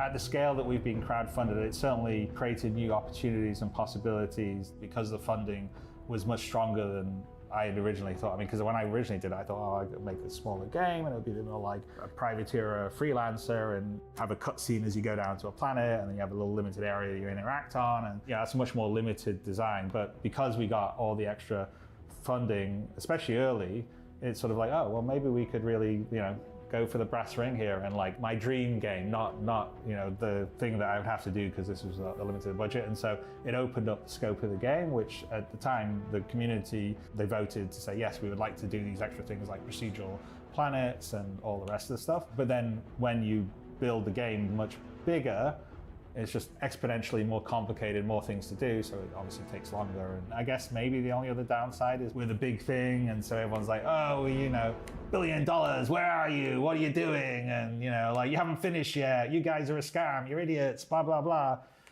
You know, and it's like, no, we're just trying to make the best game we possibly can. You know, everyone at Cloud Imperium loves what they do, and they're working really hard to get everything finished as quickly as they possibly can. It's a really big, ambitious goal. So maybe that's the only downside is, you know, the success just makes you more visible, and then there's some level of people that kind of like to rag on that. But I'm happy with how it's turned out, just because I'm literally, like I said, getting to build the game of my dreams, and I think it's the game of like a lot of the people that are backing the streams, and that's one of the reasons why it works. I mean, okay. When I was doing Freelancer, you know, I don't know if you remember, but I'd actually talked about doing a Freelancer online, and the idea was this living, breathing universe that all these players played in, and it would affect the economy and do everything. And it was sort of when Ultima Online was taking off, and there is an online version of Freelancer that you can play, and I think modders keep it alive, and it's pretty cool. But what Star Citizen is now is sort of like the ultimate evolution of that. It's like the dream of the fully realized, detailed universe that you can go do anything with, you know, millions of other people, and that is the ultimate goal for Star Citizen, and was sort of the original vision that I had when I was talking about Freelancer Online. Much the same way that I think Squadron 42, that we're just in the process of finishing off now, is like the ultimate version of how I would do a Wing Commander with resources that you wouldn't normally get. And I'm actually really quite looking forward to people playing the game, because there's been a lot of work to make the sort of story and the game basically seamless in how it goes in and out. It's very fluid. Star Citizen has high fidelity, but Squadron takes it to another level, because we know it's much more limited in terms of like set pieces and epic action. Those are absolutely like handcrafted and beautiful. And for me, it's my love letter to all the movies that I like grew up with. I hope people like it like much as I do, and how much I have fun making. So one of the biggest things that takes us time is we've had systems that we wrote years ago when people were thinking, oh, the game's not going to need all this, and then we got to go, okay, that system's not good enough. We need to refactor the system so it scales better when there's a lot of players. So we want to have as big as possible player environments at the highest concurrency. So we don't quite know what the ceiling is going to be, but with dynamic, it allows us to be much more flexible, because we can dynamically spin up more and more servers to sort of collapse down the servers taking care of people. So, I mean, the goal is to have 10,000 plus people in a shard or an instance. Right now, we run 700 to 800 people on one. We'll probably break over 1,000, I'm pretty sure, this year. When we go dynamic, maybe 1,000 to 2,000. There's still optimization that has to happen in like the engine for just general simulation stuff. Because it's a really interesting like engineering challenge, because like most game programmers don't consider how a game will run when you would have thousands of players. I mean, they usually don't consider when you have thousands of just entities or objects. For me, that's fun, because then it makes the universe itself gets alive when you have lots of players. I mean, it's already like in Star Citizen when we went from 100 to 600 to 700 when we did the shards. It's suddenly like you would be at a space station. You can see other players come and go in a way that you wouldn't have done if I when can there was just have no more 100 players and a whole star system. And so you want a universe that feels alive. The problem with the way that we want to do Star Citizen is there's no game engine that like out of the box does the things that we do. And so a lot of what dictated the sort of creation of Star Engine, the vision of being able to essentially have no loading screens, it's all seamless, all first person, super high fidelity and detail, and also have the entire system be persistent. So, you know, if you drop a Coke can in a forest somewhere and walk away, that Coke can is remembered, the state of the universe is remembered. So unless someone comes and, you know, takes it, it will still be there if you came back even in a month's time or whatever. Having the tech to sort of do that at that scale, we just couldn't get it in Unreal, you couldn't get it in CryEngine, you couldn't get it in any, so we had to build all that. That's one of the biggest reasons of the length and the time and the cost of the project. And I personally think in terms of like a game experience, because when you actually get in and experience sort of the freedom that allows you, the sense of you can go anywhere and it's there and it's real. I see a lot of people play, you know, despite all the bugs and all the issues I've got, Star Citizen gives me a sense of freedom that way that I don't get in any other game, and that's enabled by that technology. And so it was definitely worth it to build that. It just took a lot of time to do that. Besides just building something of the scale of Star Citizen, scaling a company to be able to do that is also it's like a separate game. So we're now about 1,000 people around the world. We've got 4 studios. That's very different than when you started and you only had a few people working on it, and then it's 20 and then 50. It becomes a big challenge just because it's such a big project and there's so much to do. And then we also have the added complexity of it's a live game. So as we're working on it, people are playing it and we can't be breaking it. So it's sort of like working on the engine of your car in the middle of a race and trying to still stay in the race. Like, one of the problems that always happens is as the game becomes bigger and more featured with more content, more functionality and features, that also means there's more things that can go wrong when you add a new feature. So in terms of the extra testing you've got to do, someone could do something in a system over here and not realize that it breaks something over here.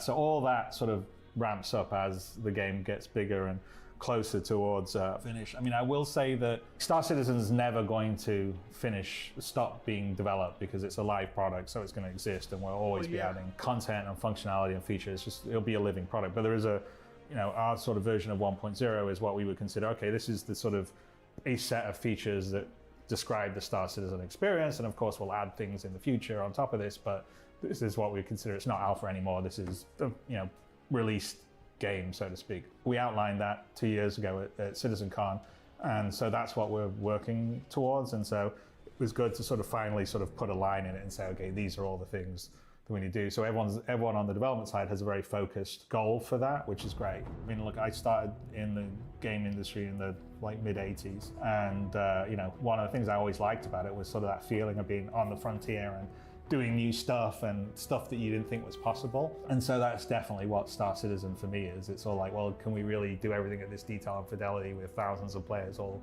concurrently online at the same time? And when we started, it was like, maybe not, but we've sort of stubbornly worked towards there, and still a lot of work, but it sort of feels like we're closer to the finish line than we are from the start line. We'll see. Anyways, that interview was by the Back Pockets channel on YouTube. Pay them a visit. So, yeah. Very interesting. Chris, I'm hoping you produce more than, I hate to say this, I want to see more than just words at this point this year. I do. I'm not going to be a salty Mike about it, but I am going to be honest, dude. I want to see more than just words at this point this year.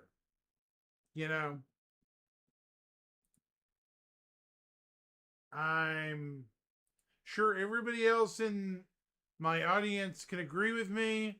We want to see more development, more evolution of the game this year. And I know things are moving forward this year, but we also don't want to see the brakes be slammed on us all of a sudden. And the excuse being, oh, things aren't working out like we are. A lot of us remember things, of course, going that way several times. And yeah, we just don't want a repeat of years past. I'm sure a lot of people in chat can understand when I'm saying that. We don't want our hopes let down again. What do you guys over on YouTube think? Do you have the same sentiments I do? You don't want our hopes let down as well? I'm pretty sure most of my chats will agree. The perpetual waiting game does kind of weigh on you after a bit. Certainly.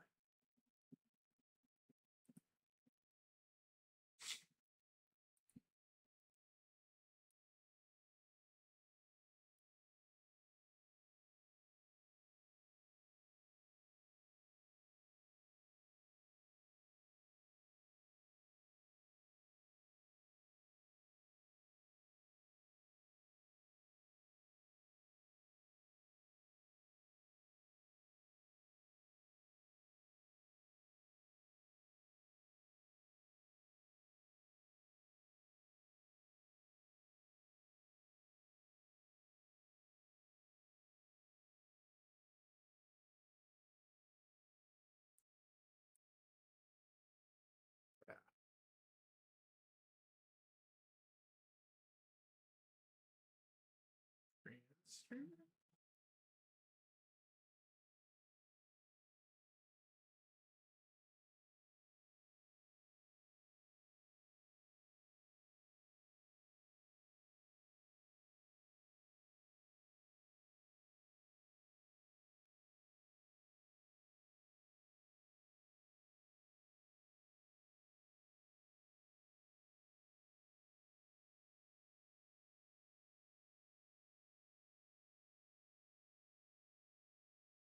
Okay.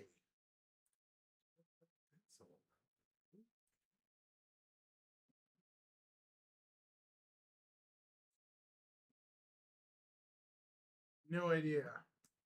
But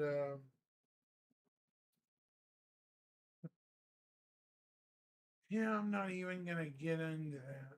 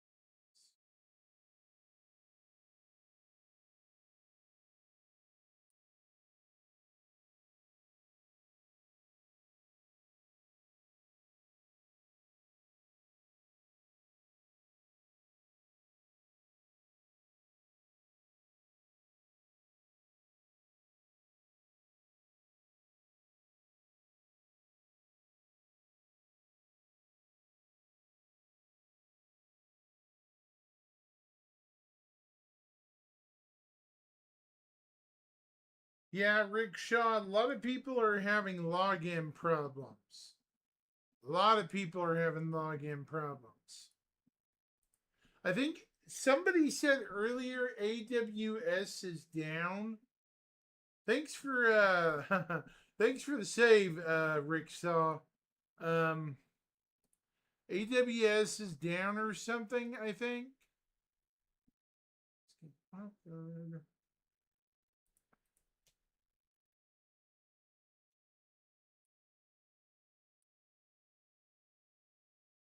I think somebody told me AWS is down,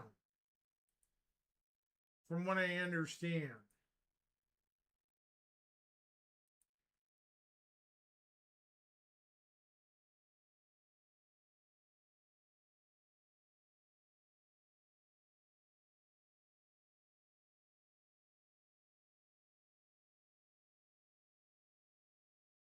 Which I think means Amazon Web Servers, if I remember straight.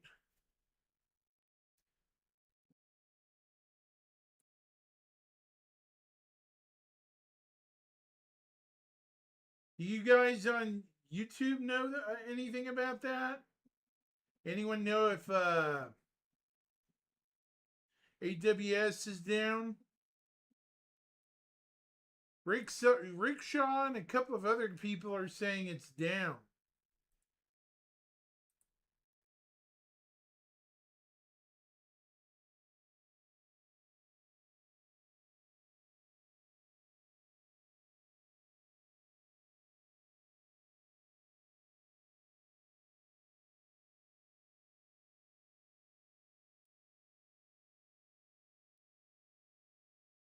Someone told me they were down, so I don't know if that's the case or not.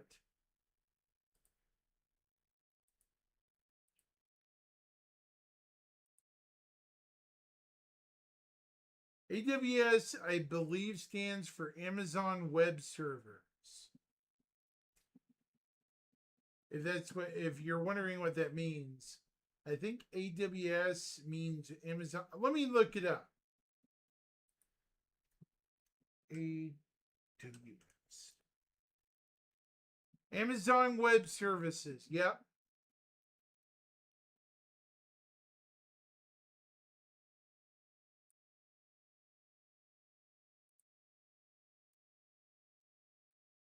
This, if you ever hear anybody else list what AWS is, this is what it is.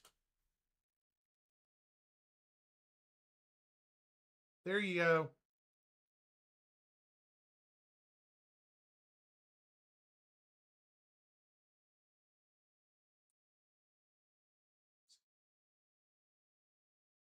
Don't include.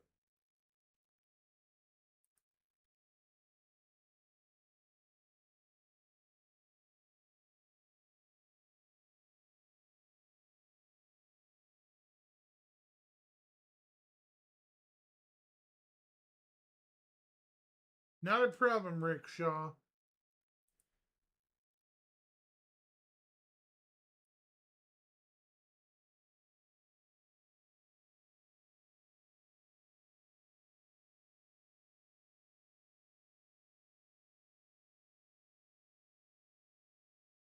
That's a sneeze. Hmm.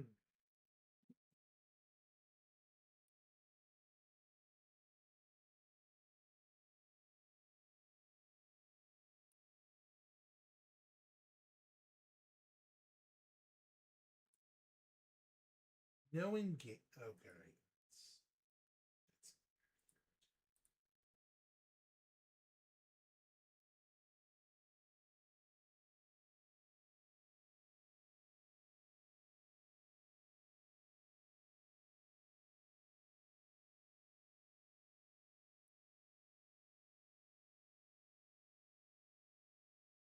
So how are you tonight, Rickshaw?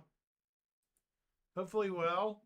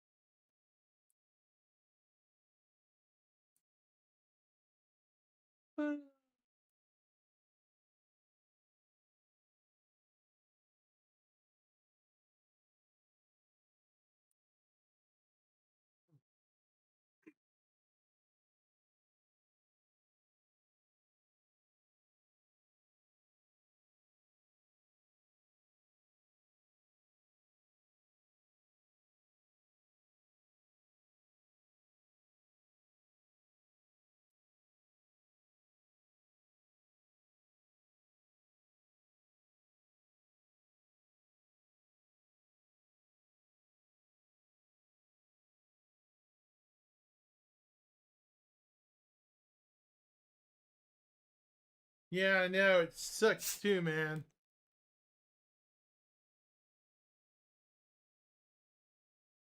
Yeah.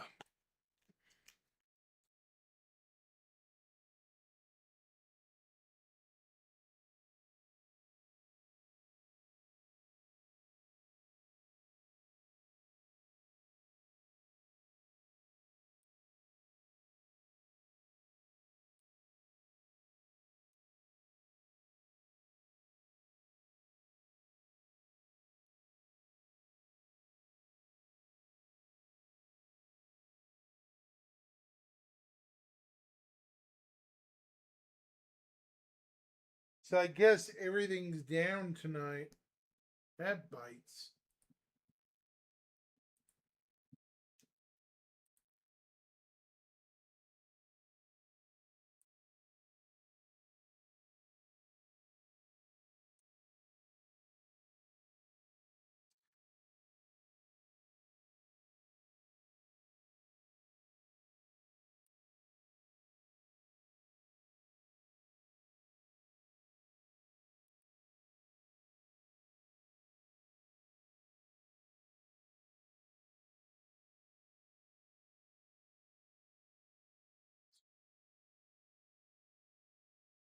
I'm gonna have to have some dental work at some point in the next couple of days, couple of months actually.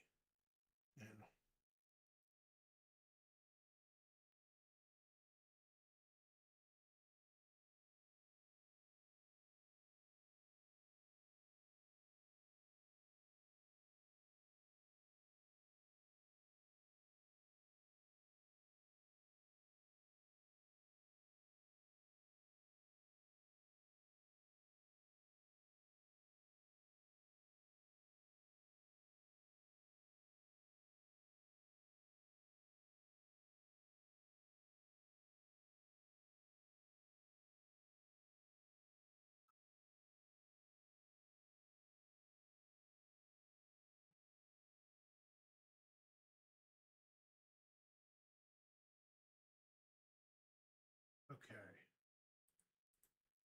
Copy and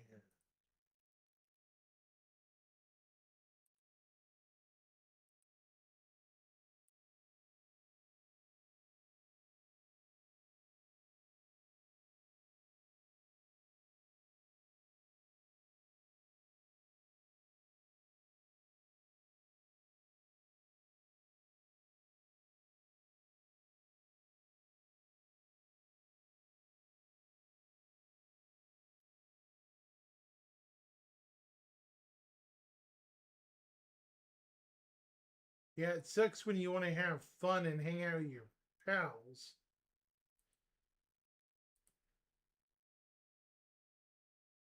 Definitely.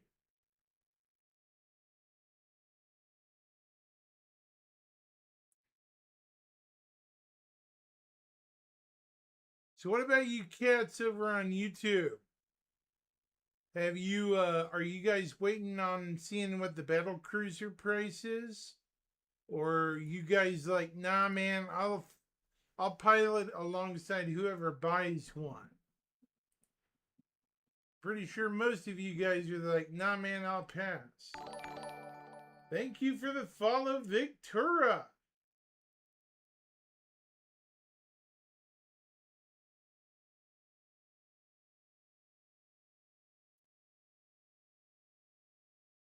Oh my gosh.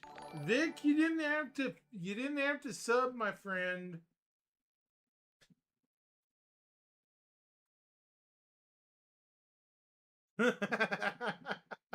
You're awesome, pal.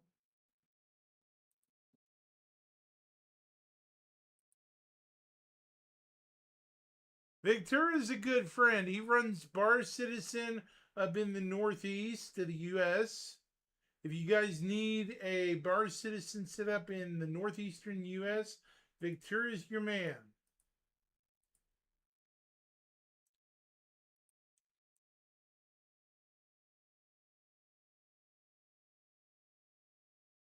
Of course, he's probably like, stop, I'm blushing. Right? New York specifically, exactly.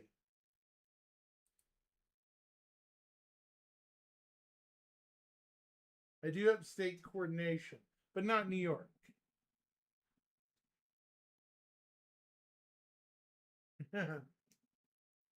Nothing wrong with that.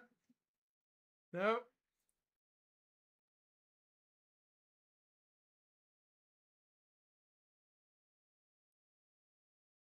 He does have to make examples.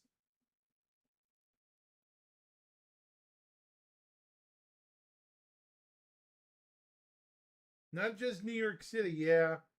He's like me. I cover Oklahoma City and Tulsa. He's northeastern US, yeah. And a whole other animal.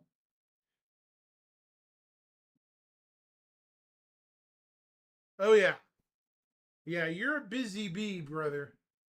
Exactly.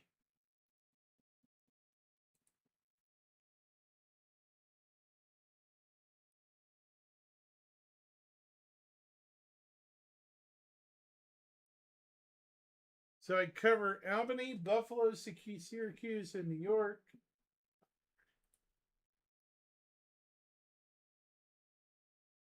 Yeah. Yeah, you're busy. With potential for Rochester and Rome, British Columbia. British Columbia. Yeah. I say go for it, man. But we'll see. Yeah, you don't want to overextend yourself. Get help. Like for our bar citizen area. Oh, bar citizen. Oh, whoops. No, not BC. Bar citizen. Okay. Yeah. My mistake.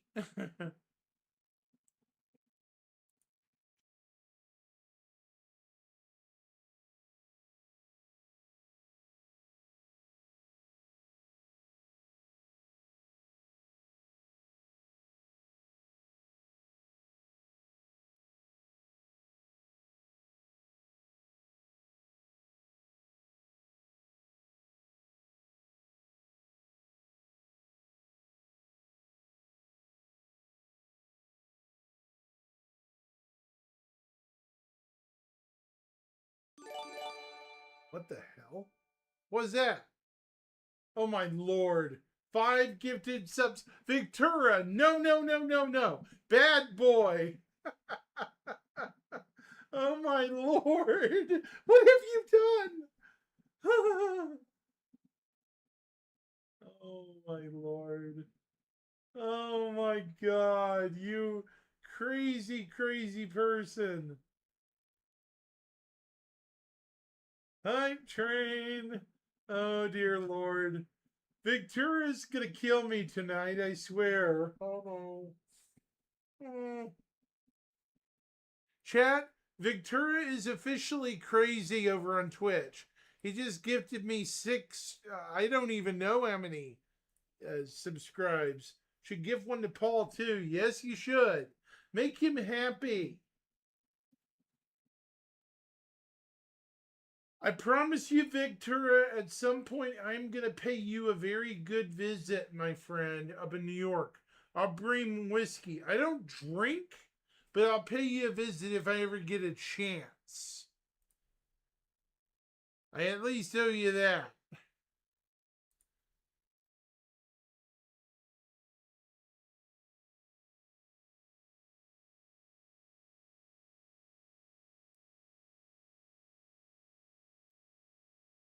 I hear you. I hear you. Wow. That's incredible.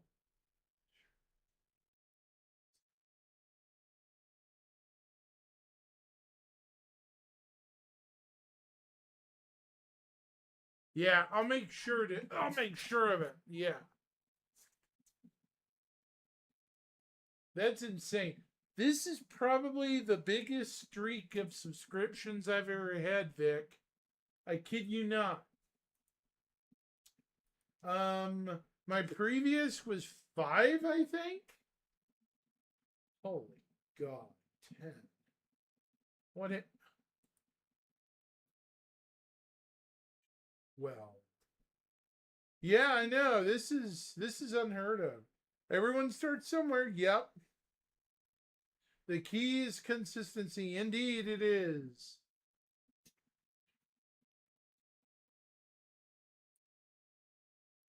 Oh, trust me. Yep.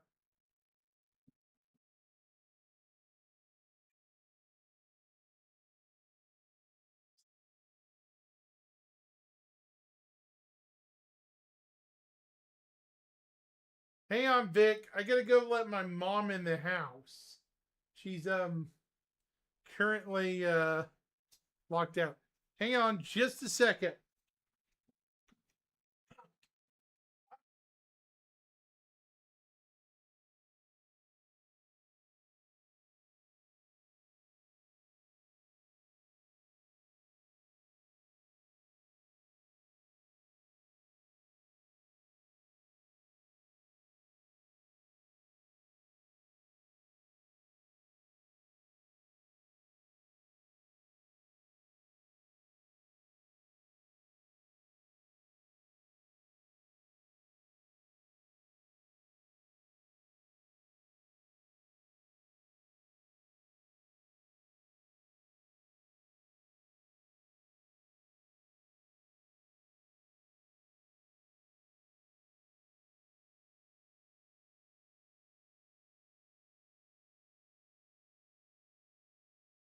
I'm down to 12. Coming, Vic. Coming, Vic. I'm back. I'm back. Sorry.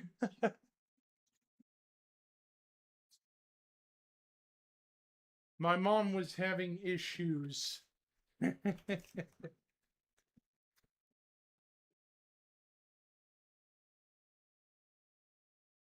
Don't worry, I did let her in the house.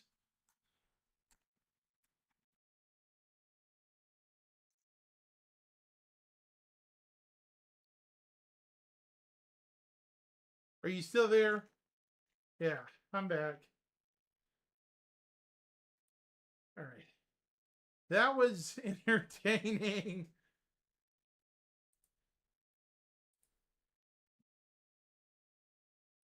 Brother, you're awesome. I have to tell you that.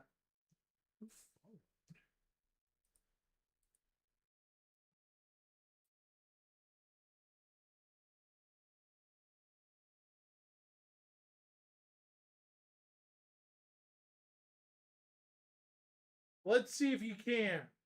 I think you can. It worked. Yay! Red Festival, red envelope. Awesome. Yes.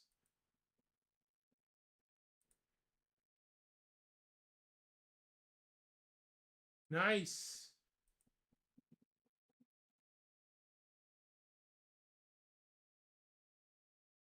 Cool.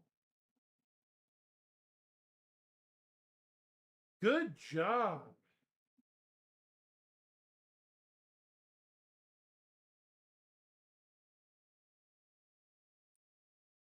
Outstanding, Victura. Maybe two things. Yeah, you don't want to overexert yourself, brother. Got to remember, all things in moderation.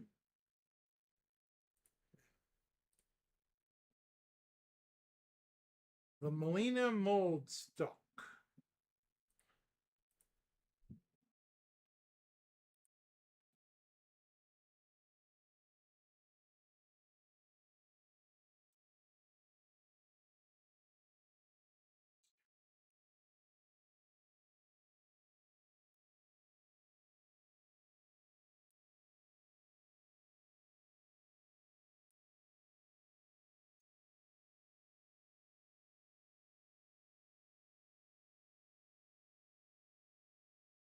I'm waiting.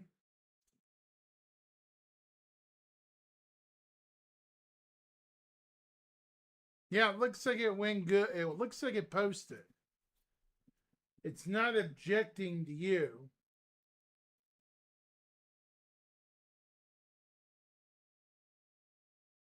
Nice.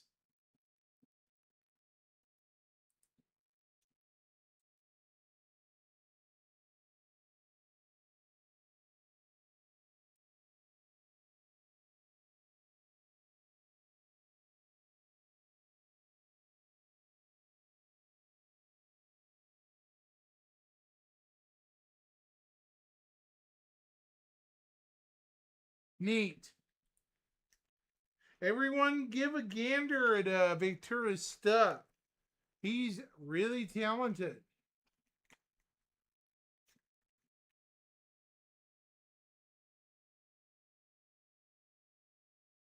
Like a war-torn one.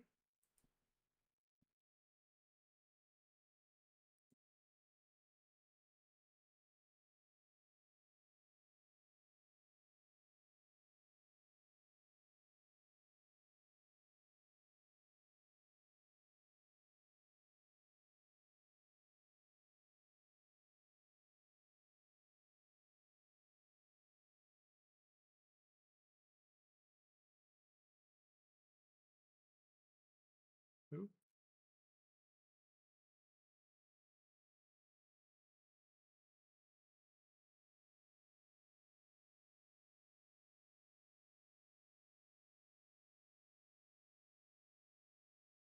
Four-foot javelin. Yeah, Victura's a friend, Rofus. He's a real good dude. I didn't know you knew Victura. That's awesome. Yeah, I've known Victura for a while. That's awesome. Rofus tolerates me. Lol. You guys are funny.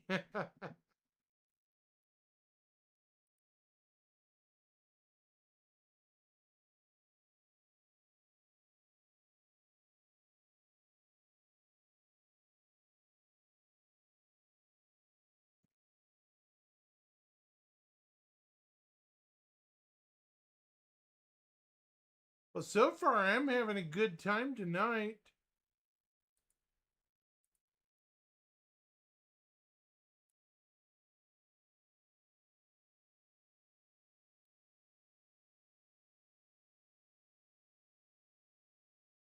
What's on the docket?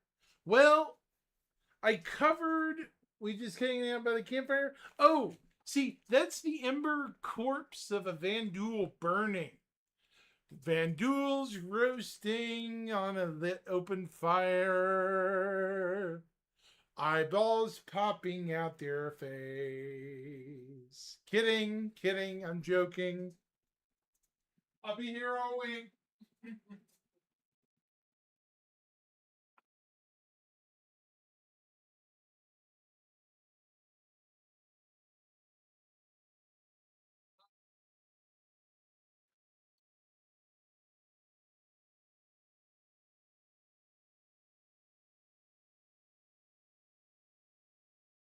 You wanted a straw. Whoa. Woo.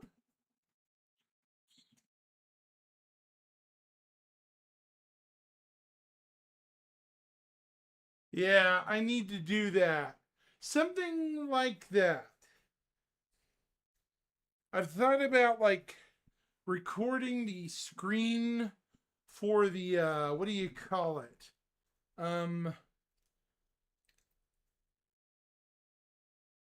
Game? Like a game screen record and playing it on repeat. But I haven't done it yet, but I need to, you know.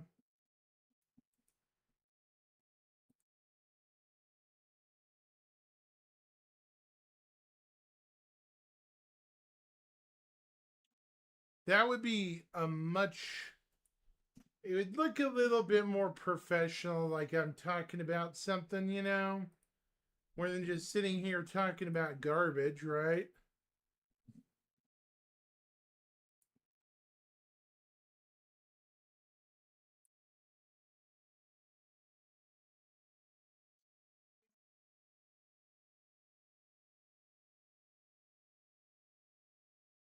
Oh, sure. Let's talk, Victoria. Yeah. I could use a backup singer. No, I'm joking. I'm not going to make you sing. Although I'm sure you have a lovely voice.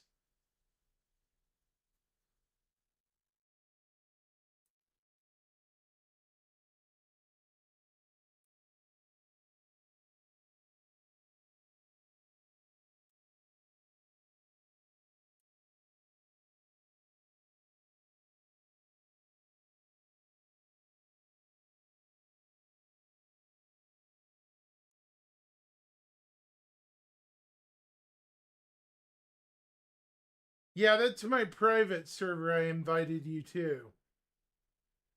Good sir. Oh. I might have to set permissions for you for the clubhouse. Sorry about that, Vic. No, that's fine. This is literally day one for me, so it's all right with me. Not a problem. Anyways, chat, welcome in Victoria. He is our East Coast coordinator. I'm technically South Central for Bar Citizen. And did you just do one a few weeks ago? I'm trying to think, when did we do our last one? I think the last Syracuse Bar Citizen I did was December, and we did December because I did a poll of folks, and they had said that Thanksgiving or near Thanksgiving was not a good idea, and that a December one was the best. So we did December. Oh, we have a. Mhm. Hey, oh, we have an echo for some reason. Hold on. Oh no. Let me see if I can fix that somehow. Let me see. Do I want media source or audio output capture?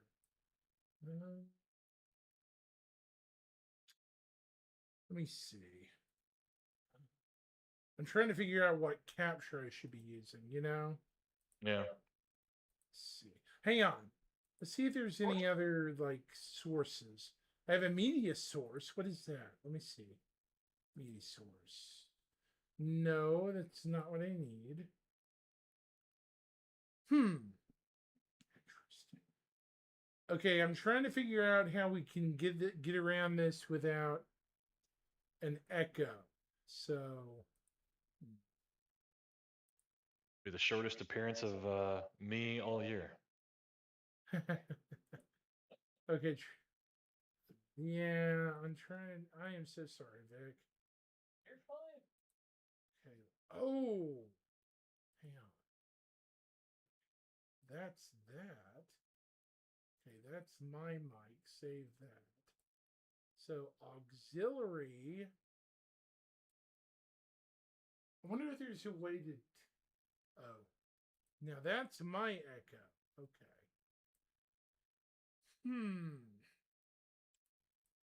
Is there a advanced audio?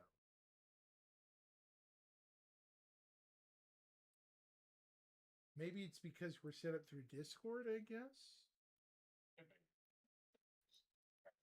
not necessarily the video ninja, but I know that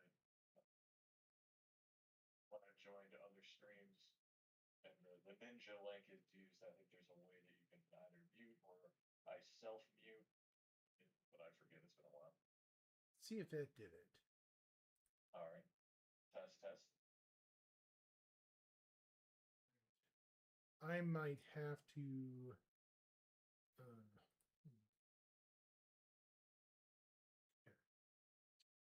If it's good and too annoying, I'll just jump back into chat, into chat and type away. It's not a big deal. Okay.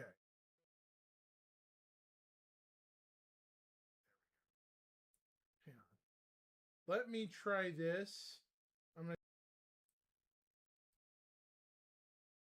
Oh, I figured out a way to get around this. I'm just gonna put myself on, pushing the button and then muting myself. You know what I mean, right? I think so. Yeah. I'm going to go to voice. And for me, I'm going to do, God, what do you call it? It's your push to talk. There we go. That's probably why we're getting echo. Can you hear? Okay. Can you hear me now? Yeah, I still got you. Okay, that's good.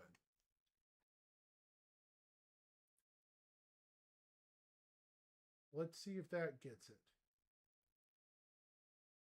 Check. This is the sound of my voice.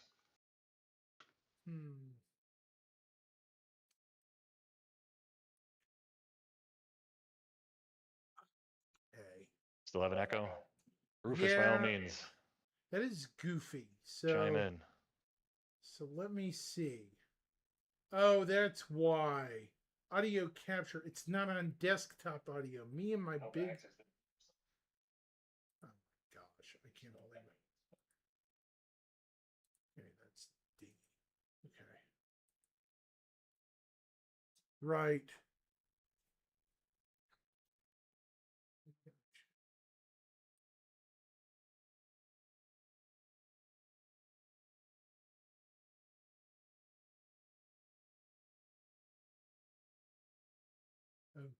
So goes the streaming experience. It looks easy, folks. It looks easier than others give it credit for.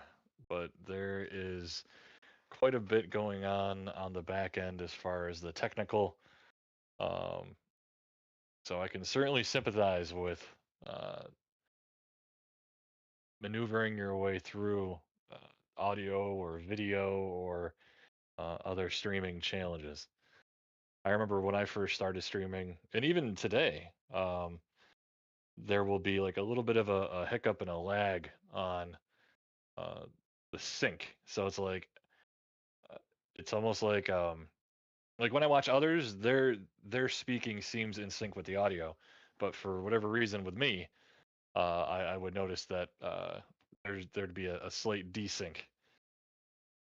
But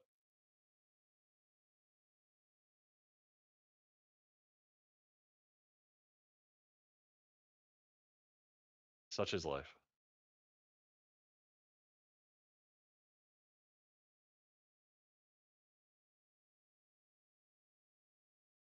He's saying there's still a slight echo, so we may have to just go with it. Let me see if I can figure out what's up with this. All right, though, Axis. Okay. Let's have you jump back into comms. I'll dump out from Discord and we can continue your show. No, I Sound good? think I got it. I think I got it. Oh, But I think I'm just gonna have to manually use Rufus mute as the, and stuff. oh, It's kind of goofy. Rufus thinks the echo's gone. Survey says Maybe. We'll see. It might be my microphone too. Rufus, what do you think? Okay, cool. It's fine. Look at nice job, Axis. Look at that. Rufus, thank you for your help.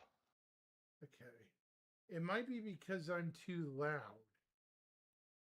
Perfect. Love it. I love it.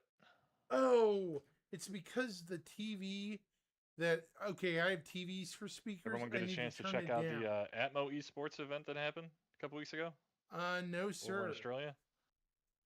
I think I missed most of that. Can you hear me okay though? My buddy Lens Nation was able to join all the group over the whole group over there and do some color commentating of Right. the event, which was quite a lot of fun if you get a chance to watch it. I know I certainly enjoyed it, even though it was on the opposite side of the world and timing was a bit of a challenge. It was still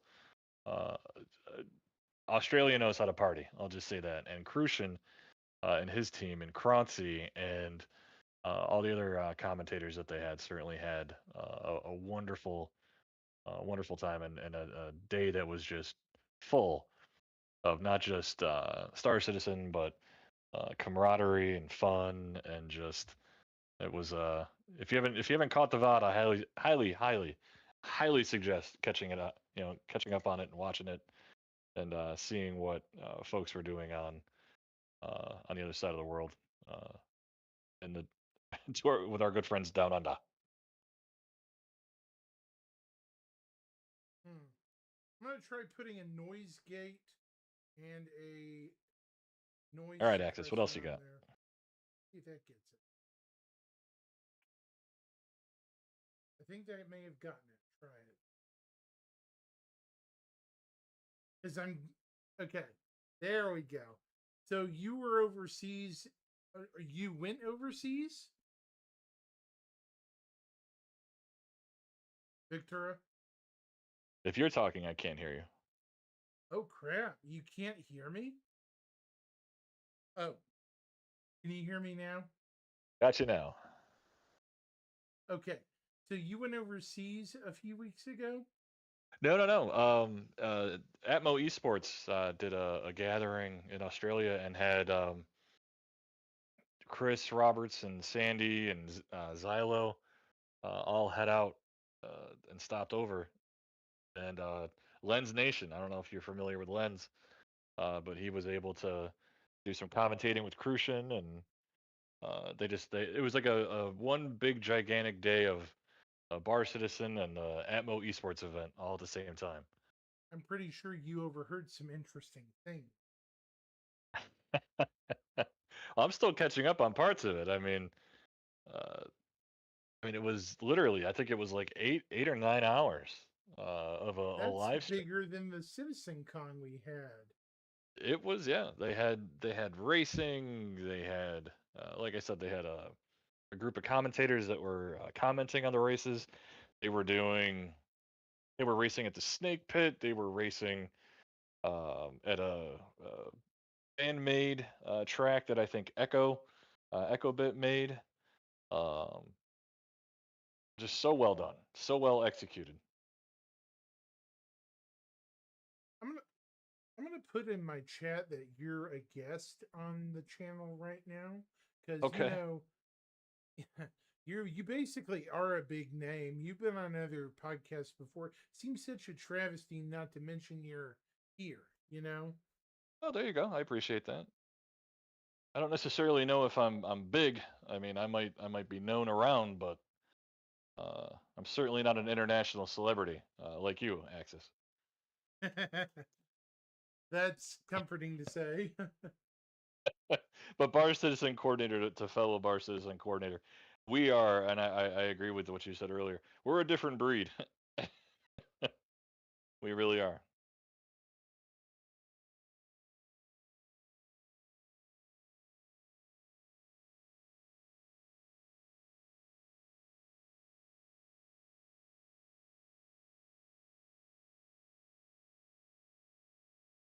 I think I got it. Could Okay. have updated it. Looks like.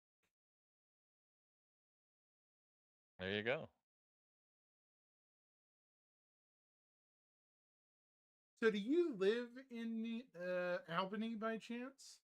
No, I used to years ago when I worked for state government. I was right in downtown Albany, but I'm more central New York. Ah. Albany's about 2.5 hours away from me. You got friends or family over there, or have you been there? I have family up near Pittsburgh, or Okay. did, years ago. I don't know if any of them are still living because, they lived within about a mile of the Pittsburgh Steelers Nice. training grounds. Mm-hmm. I want to They'd say see the guys Pittsburgh come running is. by every morning, training. Yeah, I want to say Pittsburgh is about 7 hours from where I am. So, and a city I have not made it to yet, even though I do want to get to a Pirates game at some point, and it'd be fun to go see a Steelers game and absolutely check out. Um, oh God, who's the Pittsburgh Penguins? If you're a hockey aficionado. Yeah, I mean, definitely we had a crazy what was it, hockey win.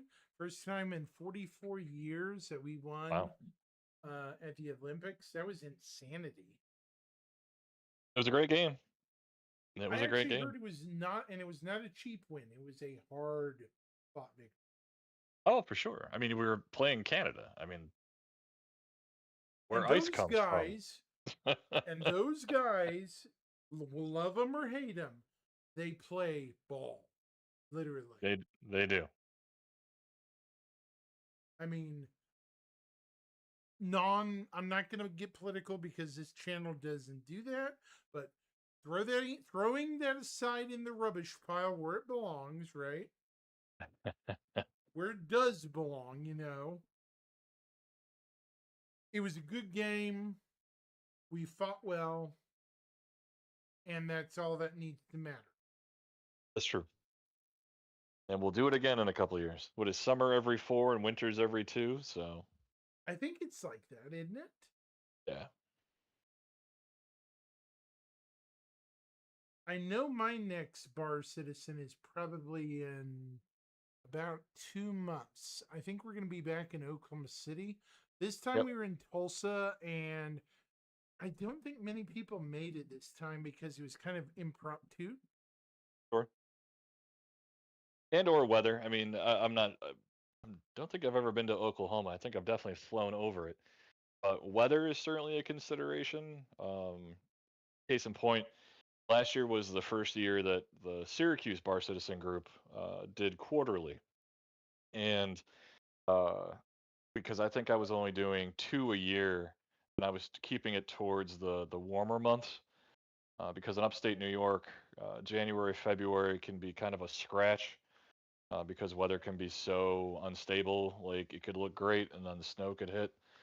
And then certainly later in the year as well, it gets a little more questionable once you get past October. So I'm still going to try quarterly uh, in New York for the rest of this year for Syracuse.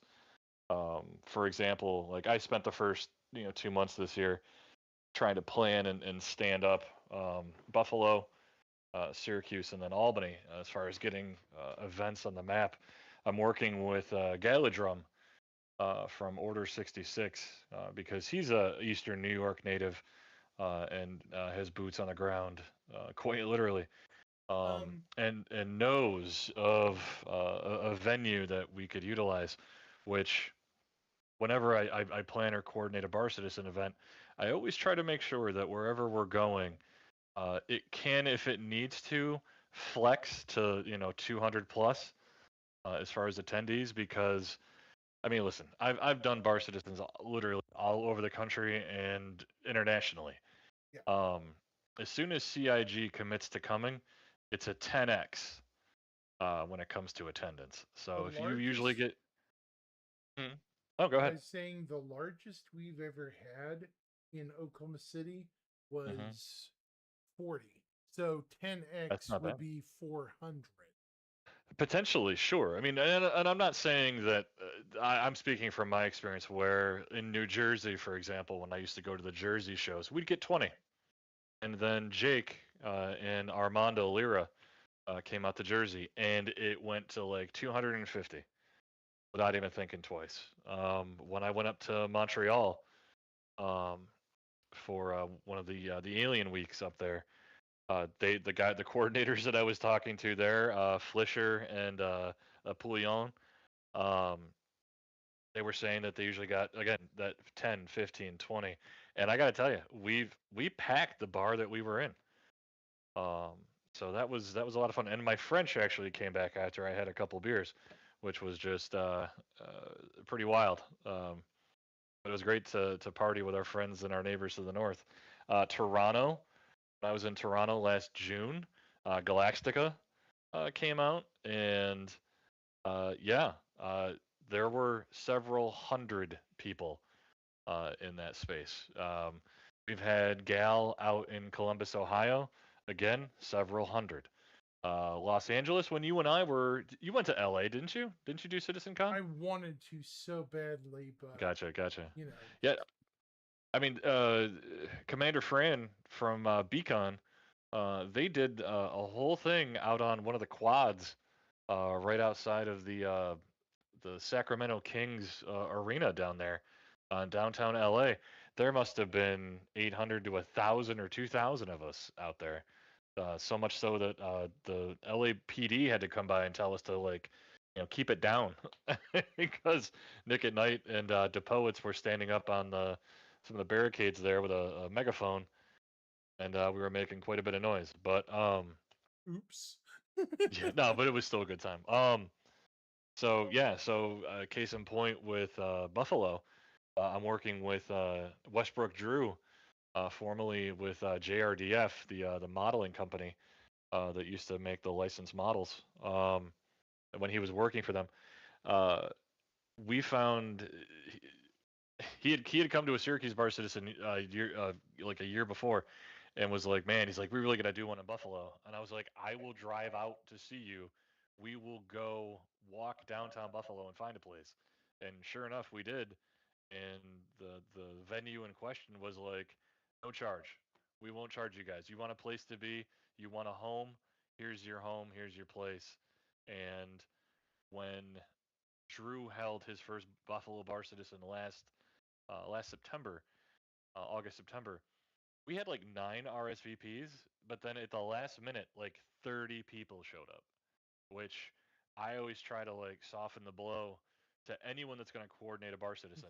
Like, don't expect big numbers your Crazy. first trip. Don't let that detract you. It's a learning lesson. Like this, Axis, Oh or yeah. anyone that might be listening. If you've ever been to a Bar Citizen, Yeah, I understand. It's a definite learning curve. We've had to do a bit of growing here too. We've had to Oh, sure. hire new guys, to split the territory a bit. sure. Oklahoma is a big state, almost as Oh, I bet. big as I don't think New York and Oklahoma have the same land area, but they are in the ballpark of land area. Sure. But the Northeast, Ivory, I think you've met Ivory maybe a bit. They and I think CMcD are basically the Tulsa takeover guys now. We might hire Mhm. a couple more guys, or get more voluntold guys up for Sure. Tulsa, because it does get kind of hard to drive multiple times up and down 44. Oh, I bet. my car's a rickety old wreck too at the moment. If I had a better vehicle, it'd be. I have a 306,000 mile car. Well, It- and that's probably one of the biggest things I would say to anyone that's interested in doing a bar citizen. Like, do one that's close to home. You know, like case in point with Syracuse. Like Syracuse is like 10 minutes from where I live. Like we were doing the bar citizens in a town called Cicero, which is just north of Syracuse. Like it's like the next town over. It's so close. It's still, air quotes central New York. Um, and we were getting again like in that 10, 15, 20, 30, 30 range. And I would just say like pick something that's close to home. If you can get something that's no cost, that's the way to go as well because now you've freed up any funds that can now go to your giveaways, which might be a gift card or some subflare or a ship. Um, and I would just, for those that either haven't done it or have done it once and are thinking about doing it again, I would just say that you're ultimately in a room of best friends that you just haven't met yet. oh yeah, the best And I would, friends for life you're always gonna have. I mean, more than likely, uh, you certainly already have the one thing in common that you don't need to. You've already gotten it out of the way, right? Like everyone's there for the same reason, the same purpose, because they share the excitement, the enthusiasm, and the possibility of Chris Roberts and his vision. One So thing I've been pushing, yeah, and I've wanted this in the verse for a long time. We have a Rikers Memorial um, sure. spaceport named after Yep. a German community member who passed away Who passed away? Yeah, many, sadly. many years ago. Hmm. And we just recently had a gentleman with stage 4 cancer die who was a Praetorian, I believe, at the least. At the I'm sorry for your most, he loss. may have been a big one. Novus, whatever it is. Oh, Legatus Navium. Yeah. Yeah. And I want a crypt of the fallen citizen. Like people who have literally built up the game, maybe not their in-game real names inscribed on a wall, but their citizen Oh, sure. name, which would been for me it'd be Zyron. For you it'd be Victura, right? Or whatever Oh your yeah. in-game name is. Yeah. Or No, it's same thing. I would probably have a last name or something of some sort. Or let's see, who do we know? Astro Pub would probably be the Astro Historian lies here. We all know that it would sit there and say Astropub, Paul Shelley, Berserker 01, Batman Shelley. Oh, it It'd would be be all the names. long. It'd be all the names. See, and the reason I bring it up is other games like it, Star Citizen, haven't. Sure. I think World of Warcraft actually has one. It would not surprise me. And I mean, I could easily see them doing. You either put them at the main landing zones, or in this case, what if it was a free floating memorial someplace over Crusader, where the whales, where it would be a destination where the whales would fly by.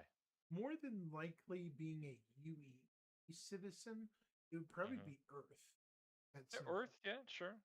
It would Terra make as well. sense, being an old, you would be returned to the mother who birthed you, basically. Yeah. But what if you weren't born on Earth? True, but well, you get the analogy. Yes, the birthplace of humanity for sure. But yeah, no, Some I could. people in the colonies may not have the money to ever visit Earth, and that may be their only rite of passage to Earth, which is kind of sad. I could see that. Another thing I want is we have so many bodies of water. Put some dang animals or at least plant life in it. I mean, it's You want to coming. I know it is. you want to go aquatic fishing? life. I see what this is. diversity of life forms. I mean, tell me I'm not wrong. You want to You're see not a wrong. living, breathing verse. Okay, we have land and air. What is the other factor we're missing? Water. Water. Water dwell. We technically will be getting some with Nyx 1. The swamp. Okay. Valakar is an aquatic predator. I wouldn't call it an ocean predator, would you?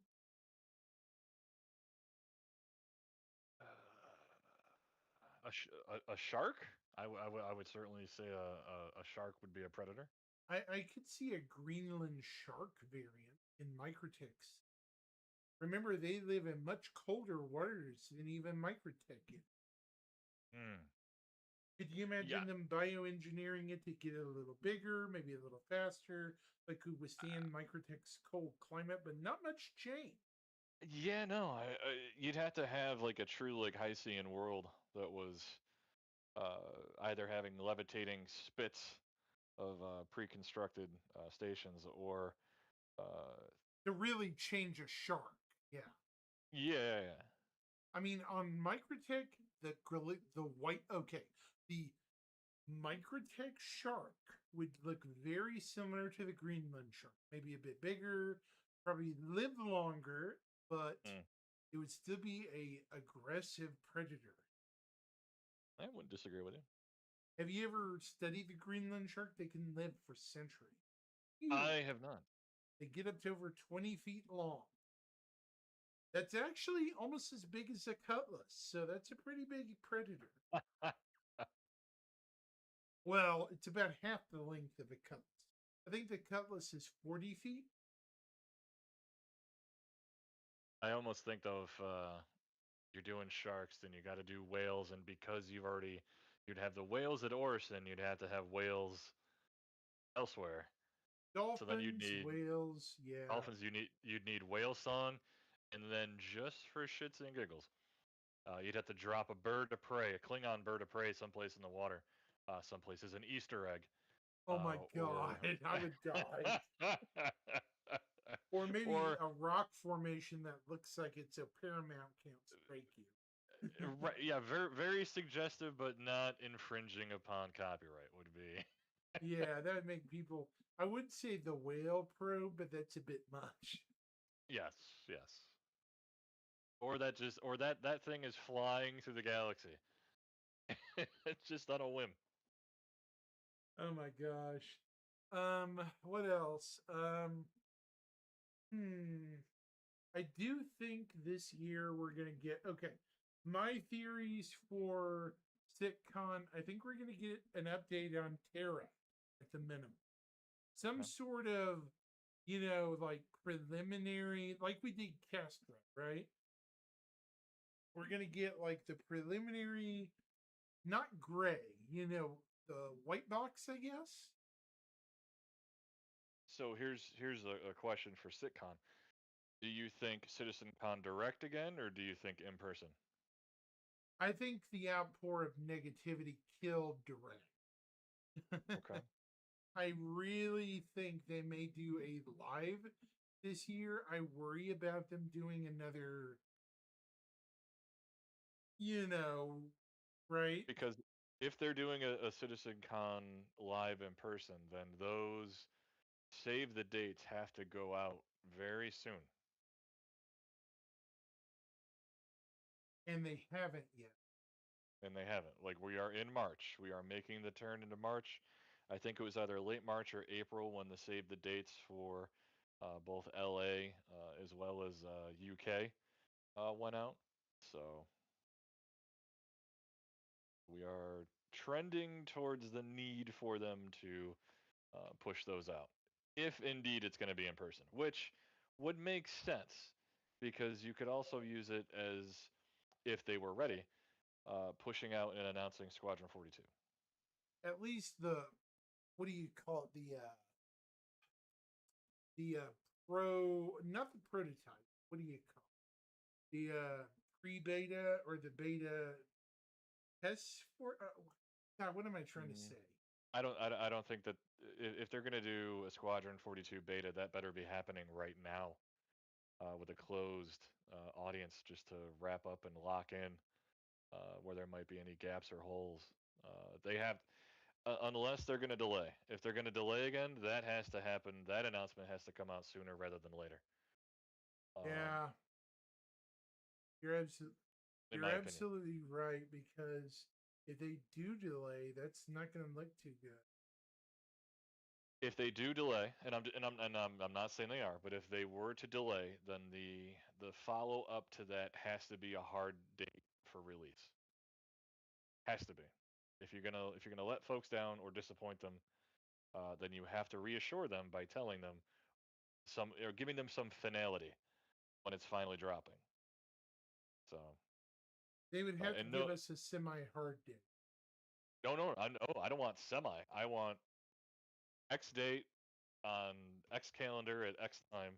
It's dropping. Like I want a poster with a date on it, not to be missed. Yeah. Because I remember being in, at the SitCon in LA, and they gave us the line that it's feature complete. Mm-hmm. And then a year later, it was, what was the other one that they used in the UK? Um, maybe chat can help me out. They used a different phrase that was, very, very $5, very Madison Avenue kind of verbiage, where it was just like, okay, enough. Like, you had people that literally flew around the world uh, to get delayed again. Like, they had a relatively life size Hornet sitting in a hangar over I there. know. They Like, literally, yeah. yeah, like, no, give a date, give a date. But Giving a date is probably what they need to do immediately, because, well, when they can. And okay, there is some credence to what they may be doing. One thing, okay, hear me out. Why Yeah. would they even be offering the battle cruiser in May as a concept? You know what I'm saying? if this Something. is I mean, if this is if it's truly the last concept ship, and this is the last year they're going to do concept ships, I mean, one, I love that idea, but two, it's the last year before potentially the game comes out, so they want to pad the balance sheet, and I don't blame them. Like, every turn this year, there will be a sale. Every quarter, just watch it. Like, anytime there's a patch drop. I'm Uh, expecting some ships we've never heard of before. Some brand new capitals. sure. I mean, they've been so quiet about the Anvil capital. I'm expecting it, and I mean, I, same. I mean, when I say the Anvil capital, people assume, oh, it's just gonna be small, like character a little bigger. No, I think this may be their answer to the Idris. Because remember, in lore, Aegis produced the Idris. But what has happened to Aegis in the eyes of the Empire? It is not the favored child anymore. Not anymore. No. Anvil could easily produce a Aegis like capital ship that's similar to the aging Idris with modern capabilities, and it would Oh, probably yeah. sell very comfortably. Well, I mean, the Idris itself, if you follow lore, which, again, Paul has educated all of us by now over the years, the Idris, the frame is, the design is 400 years old.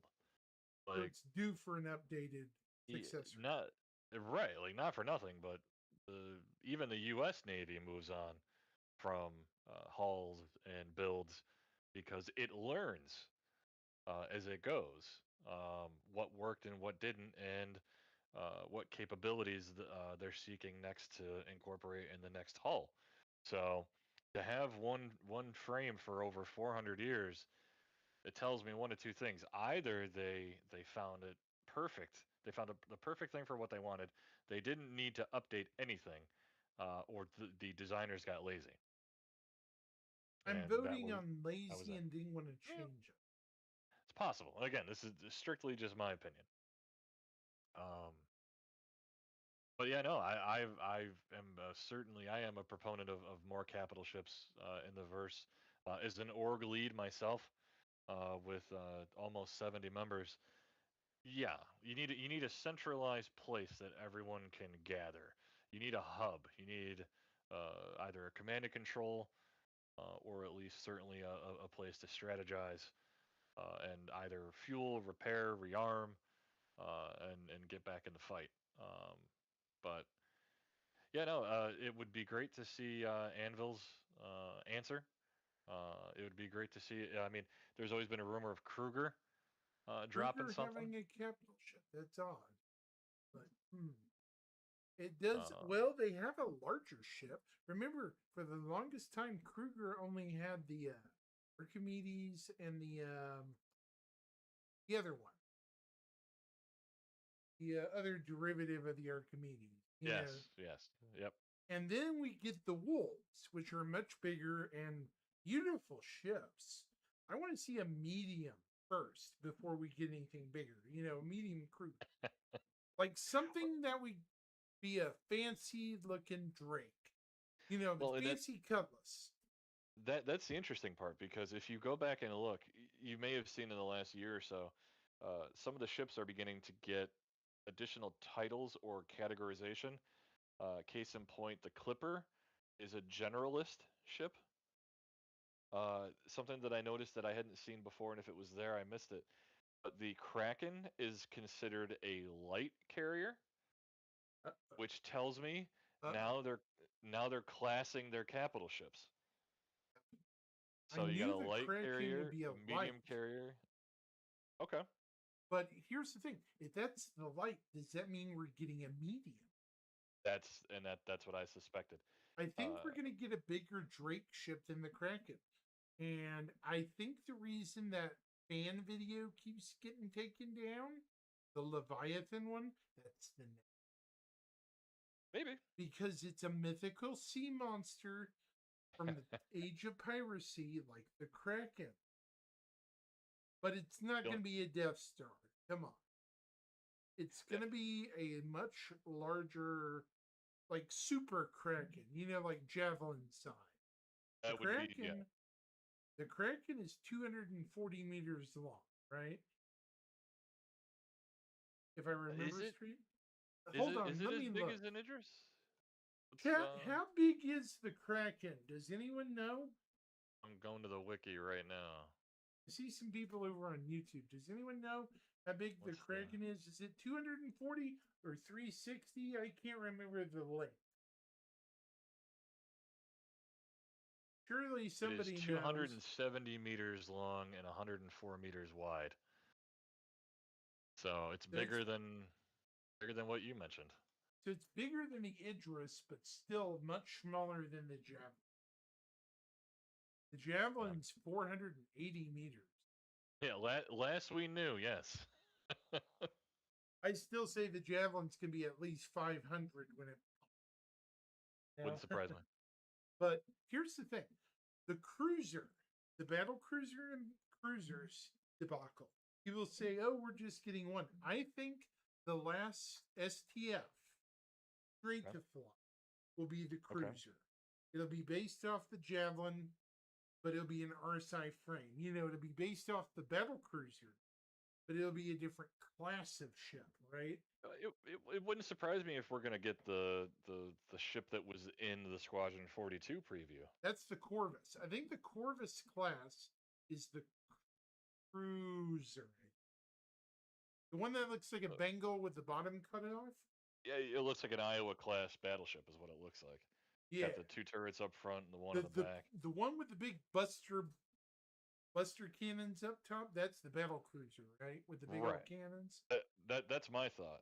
That was my deduction. Mm-hmm. But then the next question is going to be, how much for how much? And if a Jav is now coming in at 3,000 for store credit, which you know is probably going to bump up to either 3,200 or 3,500 next Invictus, and they're going to drop the battle cruiser during Invictus. I still Are say you going to be I think the battle cruiser is going to be at least 8 minimum, being Wow. the second largest ship. If they Wow. sell the Bengal, heads up. This is theory craft. Okay, if I they hope ever they sell never the sell a Bengal, Bengal. I it's hope gonna they be. never do. If they ever do, it's going to be a chassis upgrade from the battle cruiser. And it's going to be. Mm. I don't know who I talked with about this, Victor. It's going to be a different class of Bengal. It's not going to be the military one. It's just going to be a straight carrier. Get what I'm saying? Yeah. I hate to I tell don't know. people that. It's going to be the equivalent of the Anvil Mark II Hornet C. It's not going to be the M version of the Bengal. It's going to be the ironclad type carrier. It's going to be the C, the civilian version of the Bengal. Right, right. And I used to cringe before I bought a Javelin. They had talked about how they were going to field strip it, and you had to go on the other side of the system or the galaxy to get the cannons re-added to the ship. And I think they've since walked that back. And if you bought one, it's going to come with. But it's just I don't know. I really I'm giving serious thought to whether or not I want to continue potentially operating a Jav once it comes out, because the other part about that is, as a Cap owner, you are going to have capital expenses Yeah. between fuel, maintenance, arming, rearming, potentially paying your crew. If they ever bring in NPCs to work the ship, you got to pay the NPCs. Um, I think you could very easily look at probably a minimum operating cost of $1 million a week as a minimum, and that's just no damage. That's just touring and flying that thing, just fielding it. Yeah. That's why I think a lot of people are probably going to consolidate on one primary capital. Yeah. Like a big primary. Like if, as I said, they sell the Bengal C, that's going to be their core capital, right? Their flagship. Everything Sure. else is probably going to be what you would call a supplementary ship, I guess. Does that make more sense, Victoria? Like the battle cruiser is the cornerstone, right? Am I wrong? Well, typically in a fleet, your aircraft carrier is going to be your bullseye. It depends on what the task force is. You got to Right. figure out, because there's all different types of task of different fleets. There's the conventional fleet that's used in modern times, and again, for at least speaking on for U.S. Navy, you're going to have a battle group that's going to have a carrier in the middle, surrounded by a series of destroyers. We no longer have battleships, or at least there are no active battleships in the register or the inventory at this time. You then have all your support crafts, like your tenders and your resupply ships. You have um, if you've got an Arleigh Burke, which is a radar, mainly a radar and command and control support ship. You've got, I'm pretty sure the Arleigh Burke is a frigate, but you've got corvettes, you've got frigates, there's got to be at least a dozen or more ships on the surface. This is not counting subsurface, which no U.S. Navy battle group is going to leave port without assets under the water as well. Right. And that could be as few as one, or as many as I would imagine, 3 or 4, or maybe even 5 fast attack subs. So transitioning this over to Star Citizen, I could imagine an Idris or 2 being in the center, or if not, your Bengal civilian being in the center, surrounded by a Javelin or 2, a couple of different Idrises, certainly some Polarises or some Persei, as it were. Hmm. then your complementary fighter craft and whatever else you may need floating in your flotilla. Right. So And definitely, I think we're going to see a couple, like back to what ships we're going to see every yeah, quarter. We've already gotten the medium salvager. Yes, the Moth is going to need some bugs to be fixed, but it's sure. still here. It's still Yeah. here. Yep. And next, I think they mentioned a new refueler, medium one. I can't remember when they did that. Like a few weeks ago? Like smaller than the Gemini, right?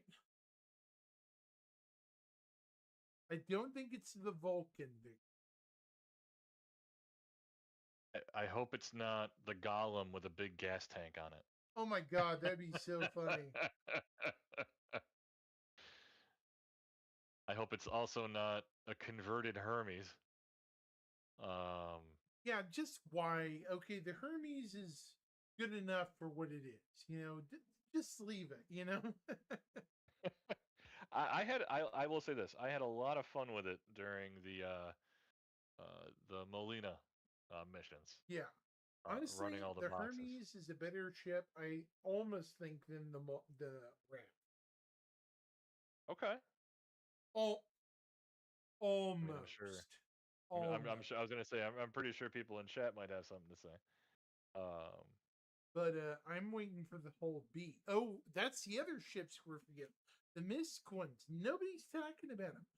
The Expanse is a possibility with crafting and base sure. building. Why? Because the refineries are going to get overloaded. They're going to have to pump out their refining ships, right? Well, yeah. I mean, two things there. One, you may not have a ship that can leap to where it needs to get, quantum jump to where it needs to take its stuff to get refined. So yeah, having an asset in the field that can refine right then and there is Key. opportune. Um, but invariably, you're going to need another type of ship that can absorb, take in, or further transit and field a refiner like that. But I mean, how big was the Expanse? The Expanse is the smallest medium. It's basically a one-man medium ship. Kind of weird. Yeah, I'm pulling up the wiki on it right now. It is size-wise 35.5 meters long, 21 meters wide. So that's still pretty big. It has 4 refining reactors on board, so it's not under useful. It's fairly useful. You can park it in an outpost and just start building.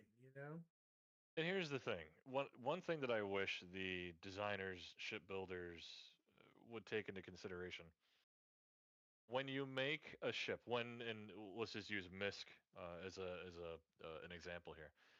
I hope that the Misk Expanse can nest inside a Misk Odyssey in that hangar bay. Mm-hmm. Taking one step as taking another step, like the Aegis Redeemer will not fit in an Aegis Idris, which breaks my heart. Maybe it would if it lands with the gear up, but I think it's just too tall. And I always imagined a strike fleet being able to launch from an Idris that were all Redeemers. But That's hilarious. Yeah, I think the yeah, javelin though is supposed to be able to hold a redeemer. That's I didn't they take away? Did they take away the hanger? I'm pretty sure that they took away the hanger with the well, the javelin. javelin is modular. That's why it's Ah, also taking so long. It's gotcha. a modular platform. No two javelins will technically, be the same internally. Yeah.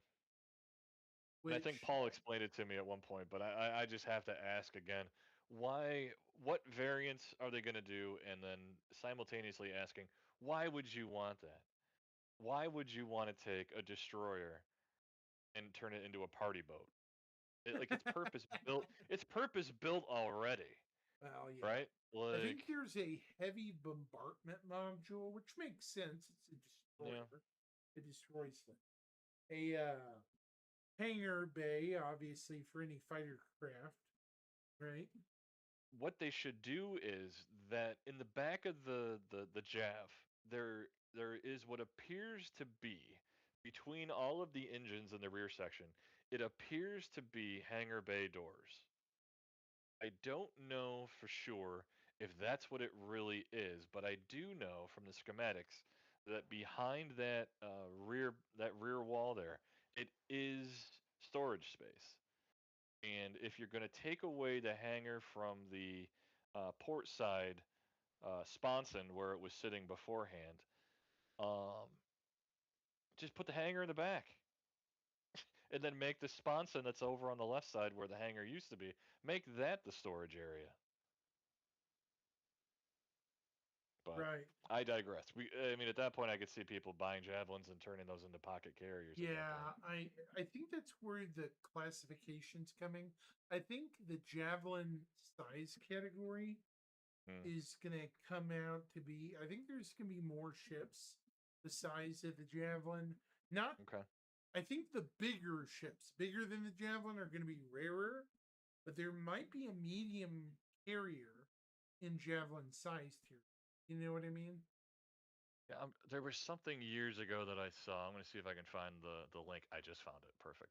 I could see Crusader coming out with some sort of carrier. So this is on Pinterest, and I'm not trying to plug Pinterest at all, but this is just, and again, this is old. Do not think of this as new at all. This is very old.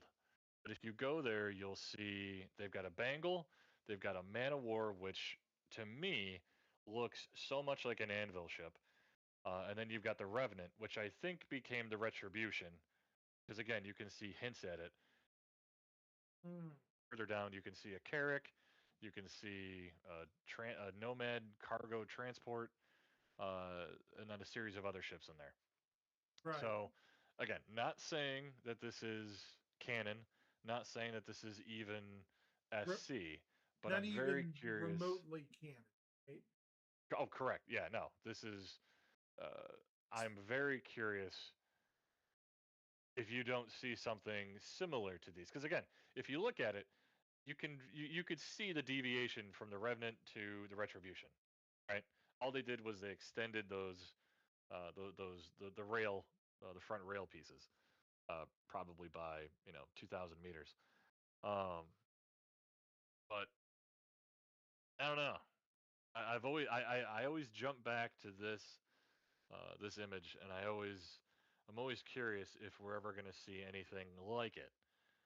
Like I could see them taking that Man of War and maybe reducing it by a quarter, and then that's or making a javelin size. To your point, you were saying that there's going to be more ships that are javelin, cap ships that are jav sized. I could see a warship made by Anvil called the Man of War that's out there, and that might actually make me change my mind and melt my jav. By the way, how late can I keep you tonight? I'm just wanting to know. How much longer is your show? I can go another hour if that's okay. Okay. But yeah, okay. Now here's my biggest speculation. Sure. I think I love this. I love this, by the way.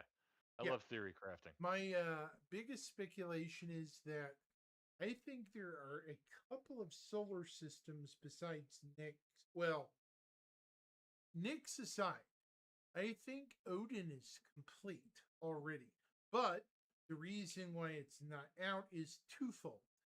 One, Squadron is not out. It's a Squadron system. And two, it hasn't been set up for server mission. That's pretty straightforward when you say Victura. So you think it's done, but it's just not live. I think it's either done or at some level of completion, to where it's playable, but it's not usable in the PU because of block gates. You know what I mean by that term? Block gates in the sense of they don't want to show their cards. Exactly. And Yeah, it's no. going to show the aftermath of Squadron 42 Chapter 1. I think there's a reason why, story related. There's probably going to be some massive battle. I'm not throwing out any story hint here. Don't sue No me, spoilers. Chris No, Roberts. no spoilers.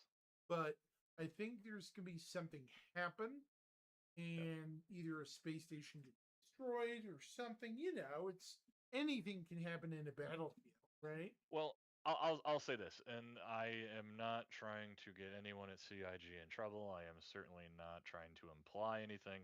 I will just tell you what has been told to me. I was at an event that had CIG talent in the room, and as I got talking, after the crowd had died down, and folks, got their questions answered and sort of melted away. I had a chance to ask this dev, you know, how are you doing? How are things? And like, where are things? Not when are things coming, but where are things?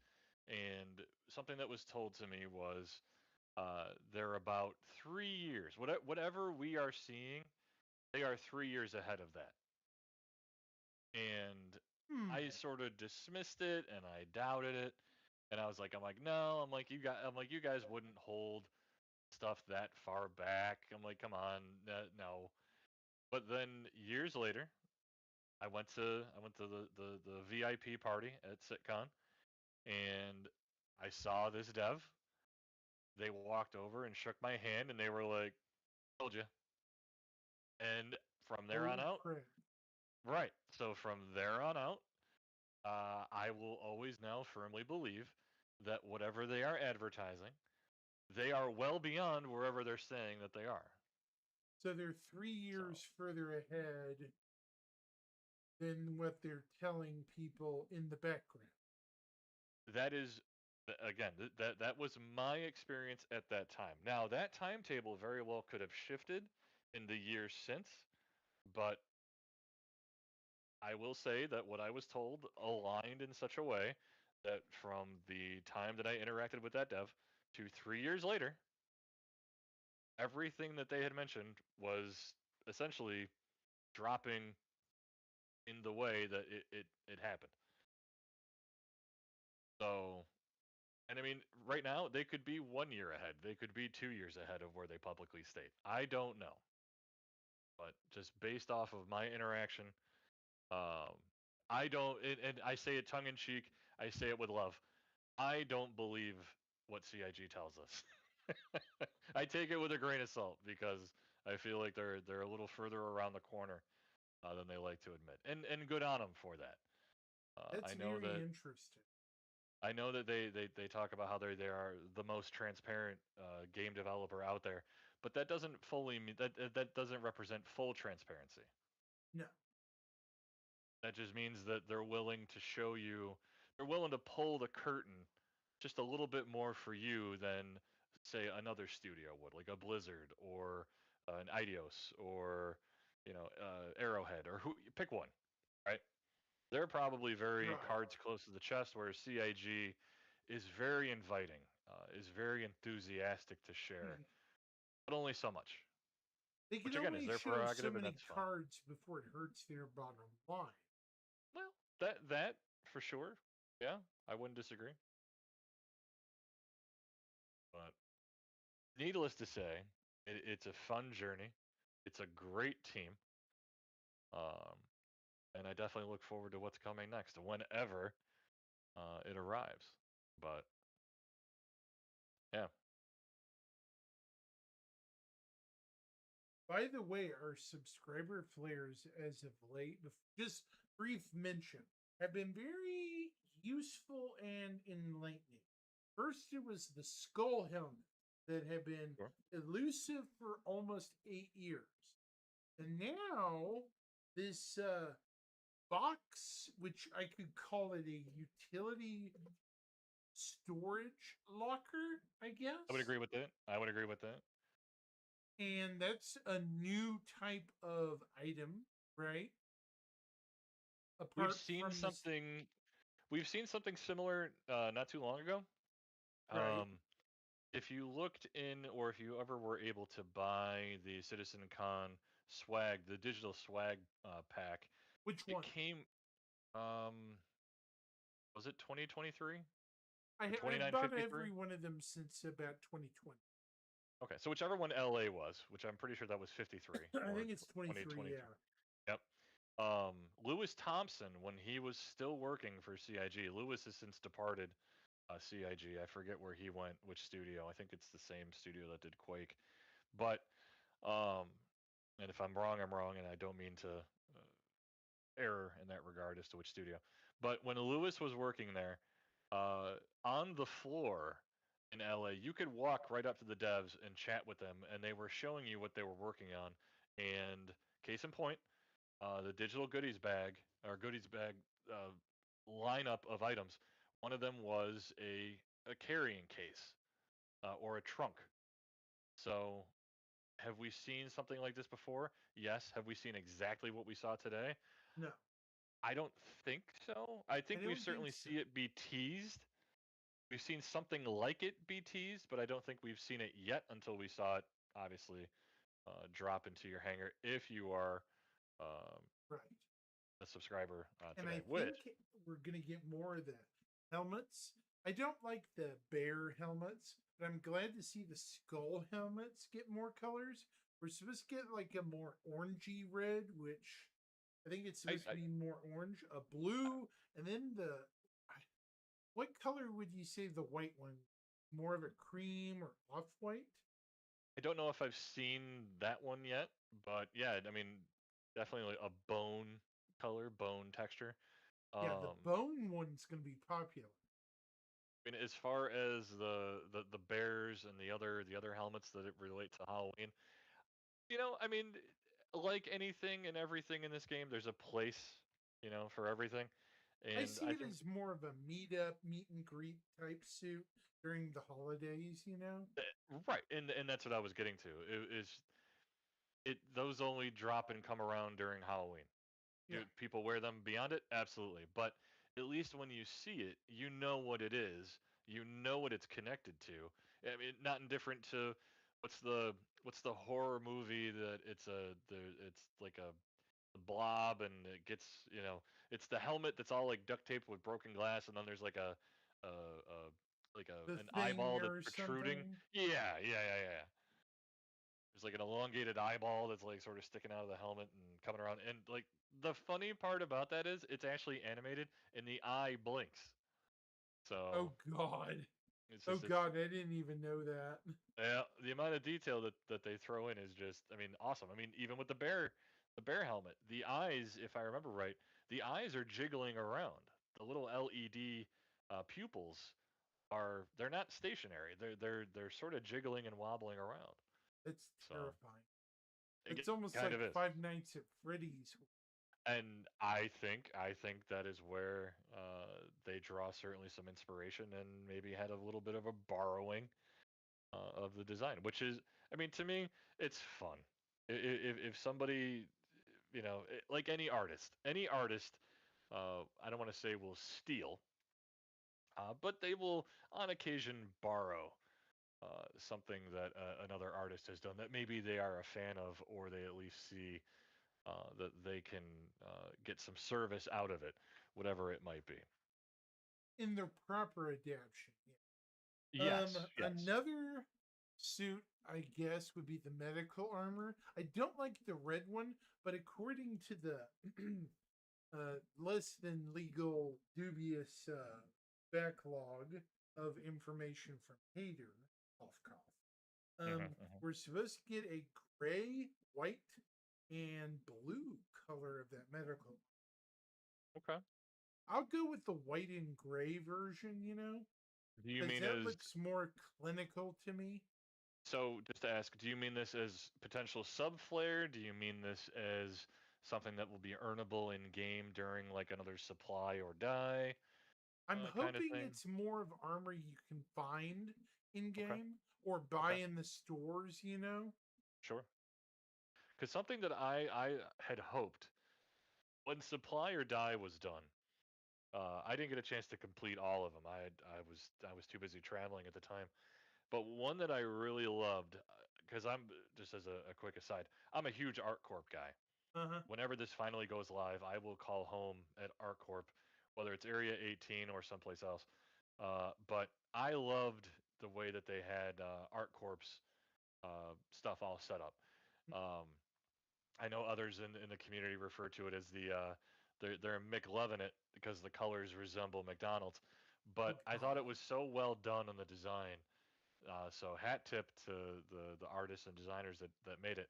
But my hope was that as we did missions in the relative regions of ArtCorp or Microtech or Crusader or Hurston, that if we raided a bunker, we would have come across downed security guards that were in that armor that you could like. Let's say you missed doing Supply or Die and you missed out on grabbing, whichever armor set it was from whichever landing zone.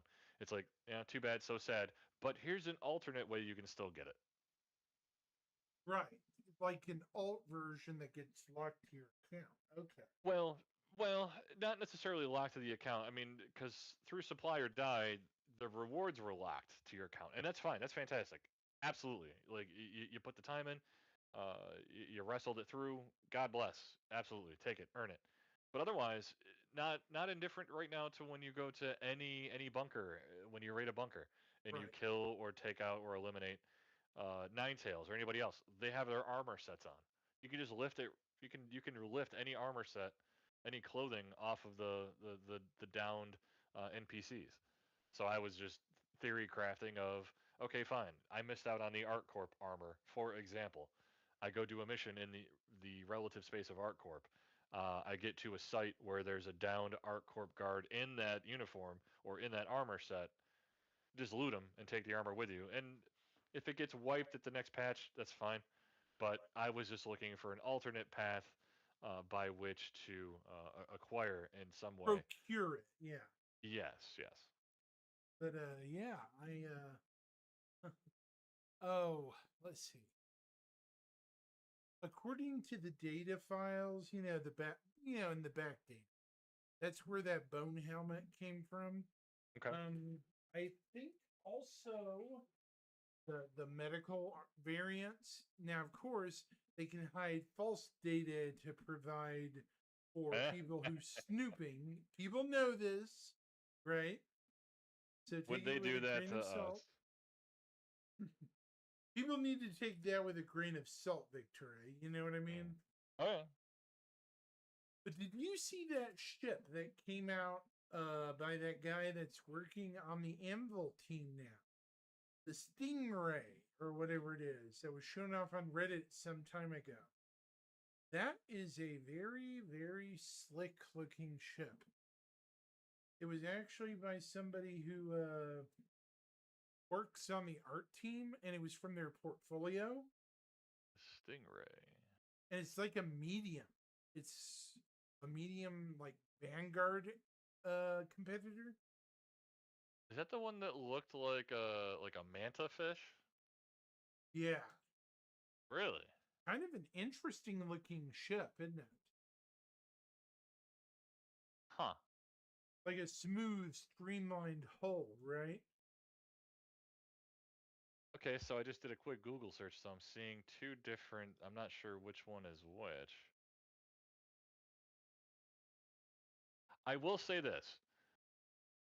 Never be surprised if you see, and I don't use this word derogatorily. Don't be surprised if you ever see a concept that didn't move forward later on move forward. Yeah. Like, case in point, I'm looking at a Kruger lineup for light fighters. Obviously, we know which one became. Um, what was the one that looked like the Naboo fighter that just came out? The wolf. Well, okay, yes.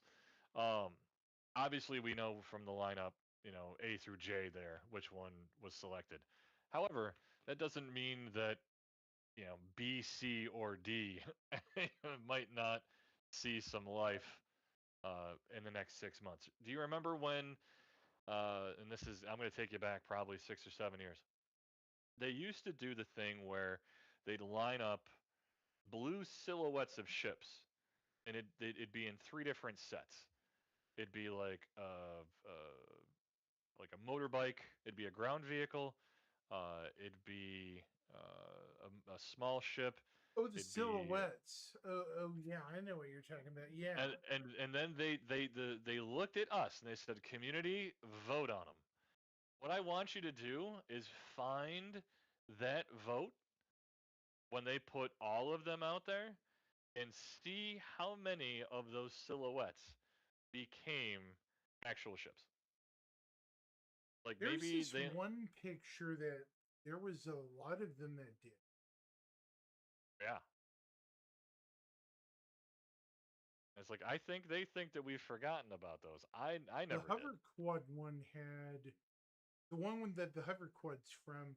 I think 6 of the 9 concepts have so far become ships. Hmm. So it's like to me, I'm just saying it was a very clever false choice because all of the silhouettes technically may have already been done and completed.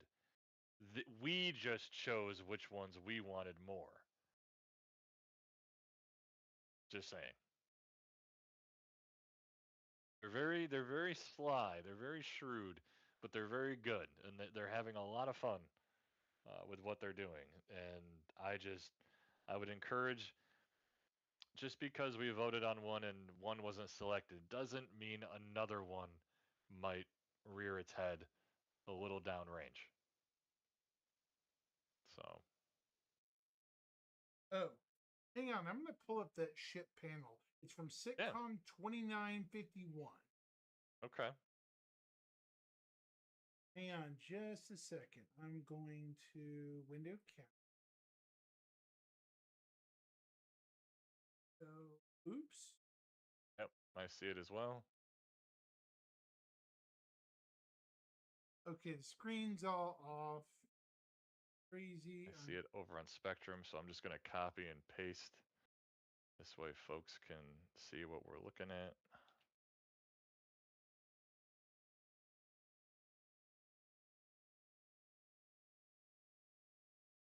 I'm going to adjust the screen Now, here. to me, I'm gonna adjust looking this. at column A, I feel like the top ship, There we go. I'll hold to see. Sorry about that. I have to unmute it too. People can hear what they're saying. So here's the 400i.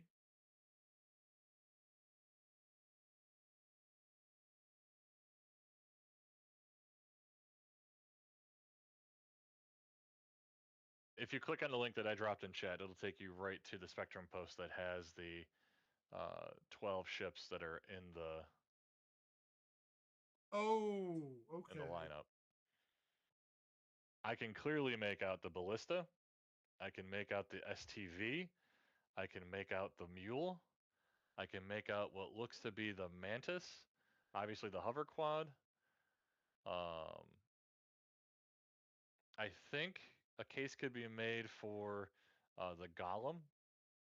I think a case could be made here for the Odyssey.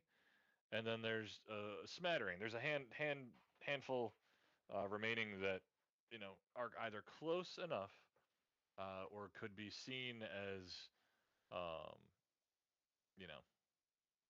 yeah, there you go, the ship voting link.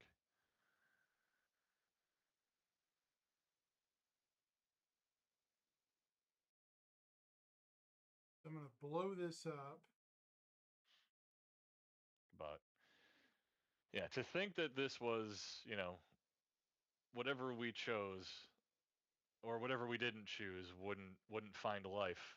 Okay, so It was we very got, deceptive, I think we got in my opinion. 6 of them. No, we got 3 of them. So, okay, we got the. I don't know if you're on mute or not. I see your lips Oh, moving, but I don't hear sorry. you. Okay. So in column B, we got Yep. the Gray Cat Steve STV. Yep. top. We got the Drake Mule in the Mule, middle, yep. and then the bottom's the Spartan. Right. In C row, we have the hover quad, but I want to say above it is the Mantis, the new Yes. Mantis. Yeah. It's a mantis looking kind of thing. It's almost like over in column A in the middle. I guess a case could be made that looks similar to the Golem. And then the one just beneath it in column A could maybe be the Expanse, but I could be wrong. Possibly. I mean,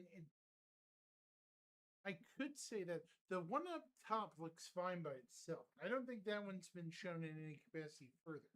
I wonder if that's the Odyssey. I wonder if that's like a first pass at the Misk Odyssey, because Could be. it says Explorer's ship. And The to me, the bomber ships, silhouette. I don't think we've had any of them. I don't think so. The bombers, okay, one of them looks Aegis in design. The middle one, yeah.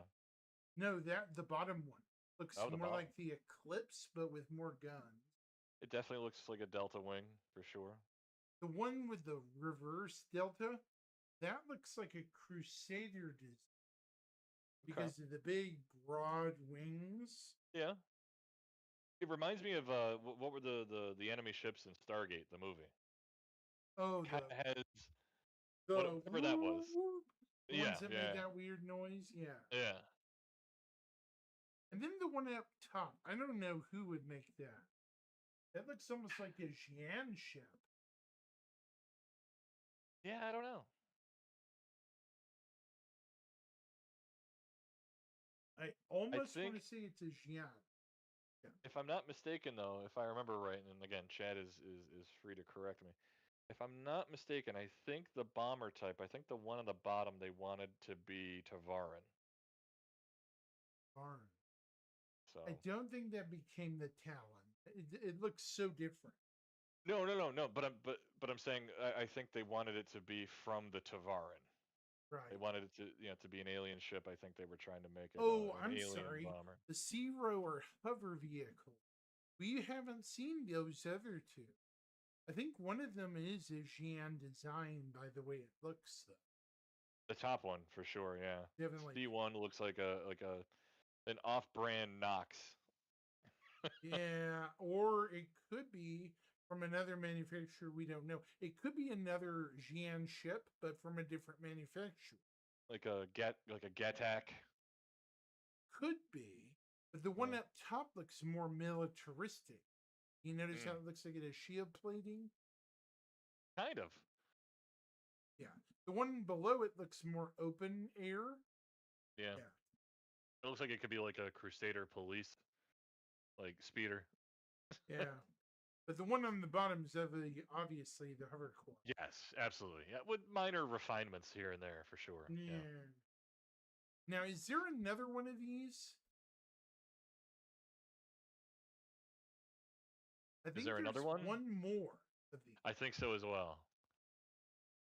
Like I was saying, so much to say that it was a clever deception because don't fool yourself. I think all of these exist already. Like they were already pounding them out. We just informed them as to which ones were coming out, next or in what order, sequentially, based on our interests. So Yeah, it makes perfect sense too. And I want to say I made a comment yesterday about a box truck. sure. Like for base building, not like the Great Cat, like from Great Cat, but a bigger truck, like an Ursa sized box truck that holds Mm. 8 SCUs. Not a semi. It's not. There's not enough smooth ground for a semi. Get what I'm saying, Victoria? Oh yeah, not. I'm trying to remember the Polaris concept art had like fuel tanks and fuel trucks driving around, actively fueling the Polaris. Yeah. Let's see if I can find it. I'll paste it into your Discord.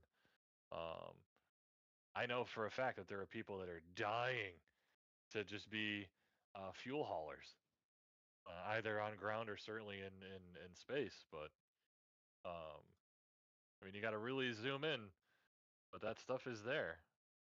So Yeah, definitely. What else? Oh, base building. We haven't even touched on that tonight. base building, you're going to have a system of a functional crafting, functional mining, which means you're going to have more minables. Functional ship-based refining and mining That as too. well. Okay, they mentioned a preliminary. I don't know if you missed it on the industrial bit. They mentioned a preliminary like timeline or timetable, very rough. They mentioned that what we're getting with initial crafting is stage 1. Stage Sure. 2, right, Victoria, will have the refining ships. You know, the Expanse, the Erastrum. Sure. That makes sense because that expands the overall capacity, right? What's the old joke? You got to walk before you can crawl. Well, dude, at least they're taking a comprehensive way to do it, right? I mean, for once, finally, thank you. Yes. Yes, thank you. Once, do it right. Well, I would say salvage. They've been doing it for a while then. For a while, yeah, no, and I'm talking out of my ass, of course. I am in no No, way no. You're harshly good. You're critiquing good. But you are TIG right. and the team. Mining, they could have handled like refining. Well, Mining but I could mean, be so much further along, right? sure, but I mean, they don't know what they don't know. I mean, again, it just underscores that. And again, I say it with love. They're building the plane as it's flying. There's no other way around it, and that's okay because we all signed up for that. We Yeah. would not be here if we didn't believe in it. And again, the vision of Chris and certainly the team. But you know, being on this journey for however long you've been on it, I mean, I volunteered and joined up in March of 2015. So I wasn't. I mean, I knew of the startup in 2012, but to me, supporting a game with the possibility of it not happening didn't appeal to me. And then I didn't circle back until the Arena Commander version was out, and then I jumped right in. But yeah, no, just so much to say that uh, if you've been on the journey for a long time going through this and you're frustrated by the development cycle, you are certainly entitled To your I- frustration, yeah. to your frustration, but certainly your opinion, but at the same time, too, the realization that the project, all the things that are happening, they're bigger than an individual. So Yeah. you just gotta let it roll. And if it's frustrating you or bothering you, I say this with love. Take a break, walk away, Play something else for a bit. play something else. Absolutely, it's gonna be okay. Yeah, and I mean, I've been playing almost as long as you have, since late 2019. Okay. November of this year, it will be 7 years. Yeah. And when I came into the game, I was told by people I was making a better choice than they did, because at that time Microtech was being added, which was exciting, and it's moved. And now I look at it as I have entered the golden age for systems early development. I've seen the advent of 2 new solar systems, Yeah. Pyro and the beginnings of Nyx. Is Nyx done? No. Is Pyro done? No. Is Stanton even done? They're all going to be refined. They're all going to be fixed up even further. Yep. They mentioned something also about the distribution centers also getting missions again. I'm happy. That's that. But it's a learning process, Victor. I think they're learning. ASD, I think, was a watershed moment for the I think ASD it facilities last year. absolutely, yeah. No, it was one of our first dungeons, if you really think about it. A dungeon that wasn't repetitive, that felt more like a Zelda dungeon. You know, like Mm. old school Zelda, not Breath of the Wild. Like scary, scary. What's a good Zelda game to use? Ocarina of Oh, Time. There we go. I mean, I dumped out a Link after the second game. I never played another Zelda You know, like after the Ocarina of second. Time or Link to the Past. Never played The old games. You know, like older them. than GameCube. I'll put it that way. Easy now. I'm getting up there in age, so I'm I just think I saying. just I think I just saw that Zelda 1 came out like 36 years ago or something like that. They were 40. saying it was It's like the 40th next year. oh, it's the 40th. Yeah. So it's like at that point, yeah, I'm 45 this year. So I I grew up with know. Nintendo and Zelda and everything back in the day. I know it's like ridiculous, but yeah,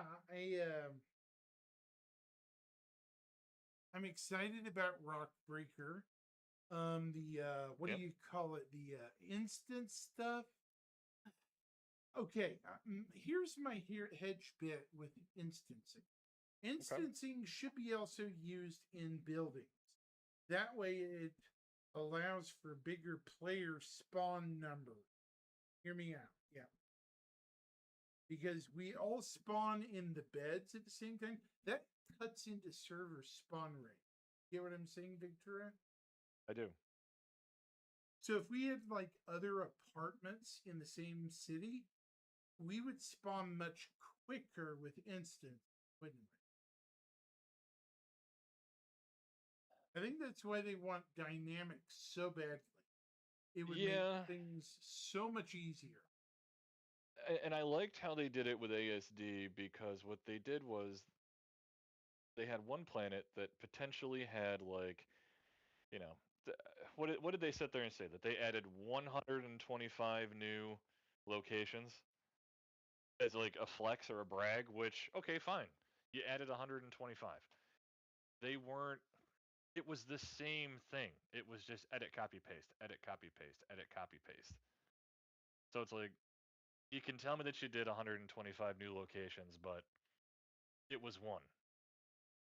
It just had, you know, different places, and it was spread out because what they wanted to avoid was the lesson they learned with Hathor, where it was here's a single location to do that mission, but then it gets overrun by people wanting to be jerks, Yeah. and the combination of the pad ramming or the ground, the ground ambushing, you name it. So Yeah, if that they got did, old real quick. it did. So when they did, so they took that lesson, which again, kudos, cheers, well done. They took the lesson from Hathor and then they applied that to ASD, and just the sheer volume of locations. I don't even remember seeing or hearing about one instance where somebody was getting harassed by a group of players because there were just so many other locales that even exponentially the odds would be so low. I think I heard of like one, but it was so like Fair. Yeah. But again, like, you know, unconfirmed. I would call it yeah. unconfirmed. I ran Okay. into another team, but it's like two guys, and my group was, packing. So they were like, nope. Yeah. And I mean, I absolutely did come across other players, but the cool part was if we weren't working together, then they just moved off and moved on, and didn't, decide to either, take us out or, whatever. They moved on or worked with, which was to me a very refreshing experience, given prior interactions between pad ramming and just general harassment and unscheduled assassination, as it were. Yeah, I think that's why we have both contracted and free for all contracts Yeah, with Rockbaker.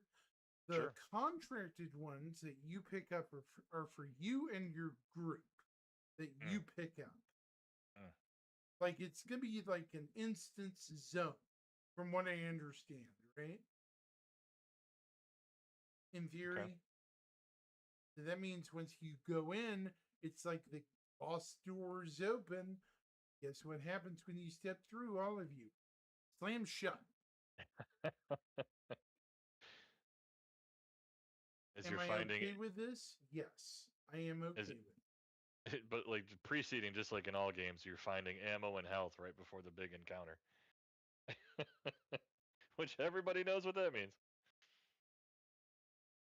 Oh, Omega Richara is in chat. Hello, Omega. How are you?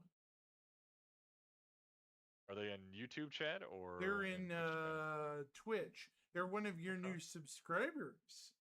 Oh, Greetings, Omega. How are you tonight?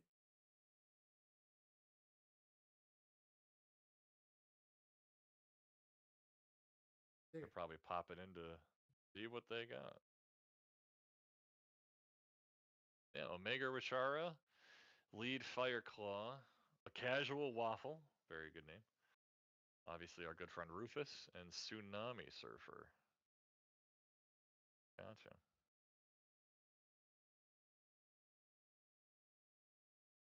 Yeah, we're just sitting around the campfire BSing.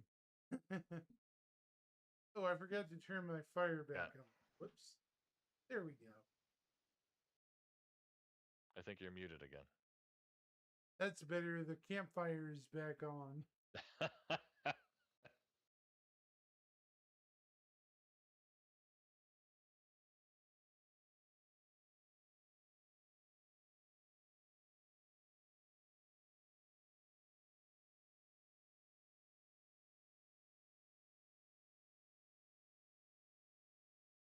Again, I'm not sure if I can hear you. Yeah, I'm still here. Okay, all right. Yeah, I'm sorry. No, you're good. You're good. Oh, I it's just, you know, like you said, though, I think it's been a learning experience this last year for them. They did a lot of growth. Did they have some missteps? Or the hazing of the community, not really a good look, but I can kind of understand when you have some of the more vocal critics going overboard, you know? Yeah, but that's any crowd. That's any group. There's always going to be, uh, and it usually ends up being that the one that is the loudest or the louder detractor is Yeah, usually the and one that those folks people need to rally be around. ignored. Yeah, some. I mean, if you're raising a valid point in a constructive way, I'm here for it. Let's talk about it. Let's discuss it. Like it's always like again, like anything in life, it's the approach. It's in the approach, and if your approach in the discourse, regardless of topic, if your if your footing is one of uh, only putting out your angst and only spewing your hatred or anger towards whatever it is without being willing to listen to others as they are listening to you, then I have no time for you. I truly do not. And I don't know if that's just a function of age. I don't know if that's the way in which I was raised, but certainly a judgment call that nothing will be gained here. Nothing positive will come from this. Nothing But salvageable. yeah. But I mean, if you want to share your experience, if you want to talk about how it could be improved, if you want to mention something that may not, yet be out there that could actually be utilized, fantastic, bring it. Let's talk about it. Um, I might learn something. I can tell you, I knew nothing about back end service or servers. I knew nothing about build layers and God, the levels of detail, the lot levels. I had no idea about gray boxing and white boxing, and not that I'm an expert at it even to this day, but I have learned so much along this journey of game development and the game that we love, Star Citizen, um, and I'm better for it. I think, like many others. Yeah. Definitely. Can definitely agree with that. And I mean, I'm the least tech savvy person there is in the world. Believe me, believe me. But you know, the exposure to the devs, them sharing in the process, me learning from other folks like yourself, I've been able to walk away again a little more knowledgeable, a little more understanding of the process, rather than just sitting there pounding my fist on the desk, being like, "Where's my thing that I paid for?" Like I know that it's going to take some time. It's evolving. They're working on it. They've managed to make a breakthrough in their code. Awesome. Right. You know, again, between live server meshing and static server meshing and everything else, I will never forget how excited Benoit was to bring that forward, and share that with everybody.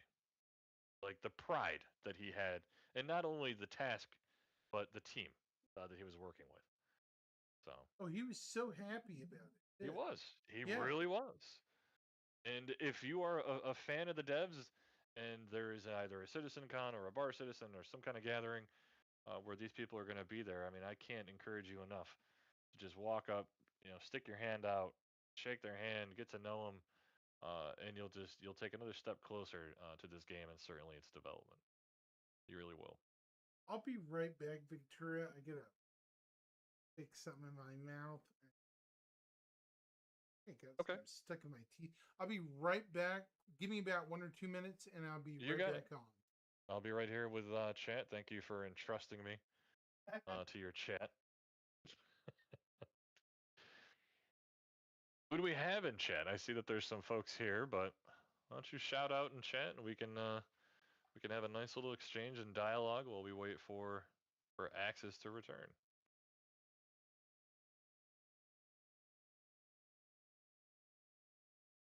I'll have to see if I can also pull up YouTube, because I know that he's also simulcasting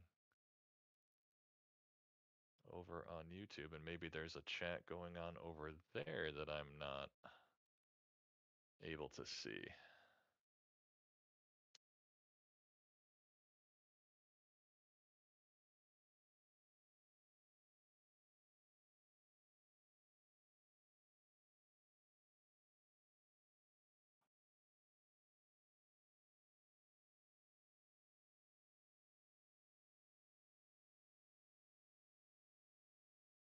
Is Mega Man still there? I see them over in chat, but I don't see a timestamp. I see Rick Shaw as well. Are you guys still there?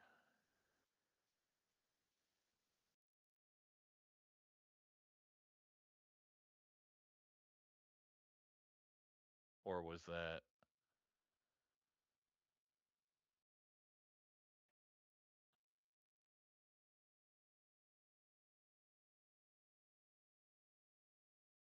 Hmm.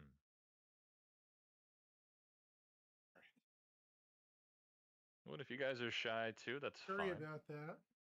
Sorry, buddy. Welcome back. Yeah, thank you. Ooh. Tell you, when you got a toothache, it sucks. Sometimes for you have sure. to put scope in your mouth to clean out infected stuff. Mm. Makes me glad I'm getting some dental insurance, hopefully in a couple of weeks.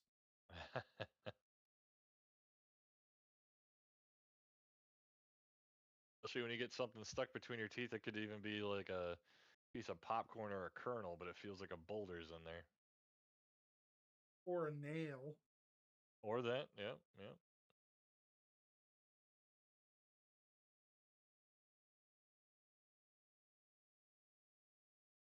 By the way, before we finish up, here in about 20 minutes, you might want to post the link for your Bar Citizen Discord if you can. Your regional, right? That is a great question. I know that Rumpel, who coordinates the Northeast, Honestly, I should has... be there as a liaison if I'm ever up there. Technically, Well, like I said, if you're ever up here, like I said, you got a place I'm just trying to find. He had it pinned, like there was an actual. It's like a QR code. Oh, there it is. I will. Can I just copy it? See if I can screenshot it, and then I'll drop it in.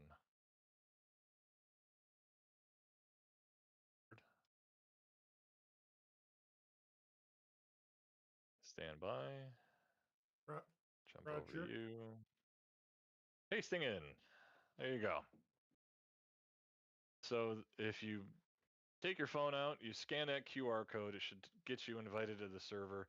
You will find Pennsylvania, New Jersey, New York, Connecticut, Massachusetts, Rhode Island, Vermont, New Hampshire, and Maine, I believe, all in that cluster.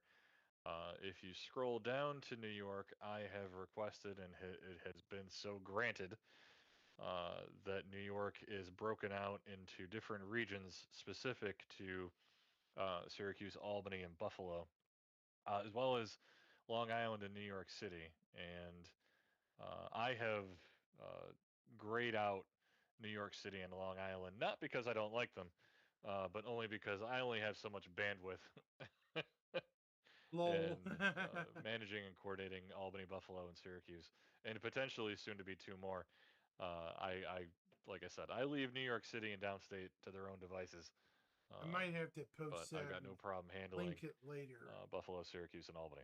But I am gonna post our Bar That Citizen said, area, so just so people know what it is, you know. if there's anybody who's watching, listening, in earshot that is either from any of those states in the Northeast, Syracuse's next show will be May 9th in downtown Syracuse at Shaughnessy's.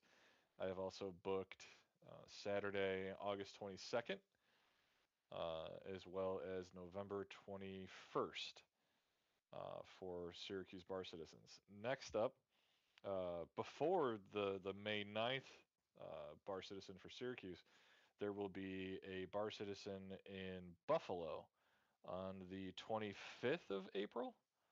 And then as well, New Jersey is doing a Bar Citizen the same day. That's not to say, I don't think Drew meant to compete directly with New Jersey. There are only just so many Saturdays in a month. And certainly that Saturday worked best for Buffalo, and I can only imagine that Saturday worked best for Sometimes it Rump works and out his that team way, man. over You at can't the really Green fight it, Turtle you know. in East Brunswick, New Jersey. So, but Sometimes if you you were, can only schedule on certain day. It works. or absolutely for sure, which is when I was booking out for Syracuse, when I sat down with the guy, with the manager of the restaurant there. I was like, I'm like, oh, I'd love to do these quarterly, and he's like, well, let's get a look at the calendar, and he's like, I got nothing booked for the next, for obviously the 22nd of August, and then the 21st of November, and at that point, it was like, it's like that's perfect. So he's like, so he penciled us in, and the offer he made to me was that if CIG does agree to come, they will close the bar just for us. Like they will shut down their entire space just to host us for the show.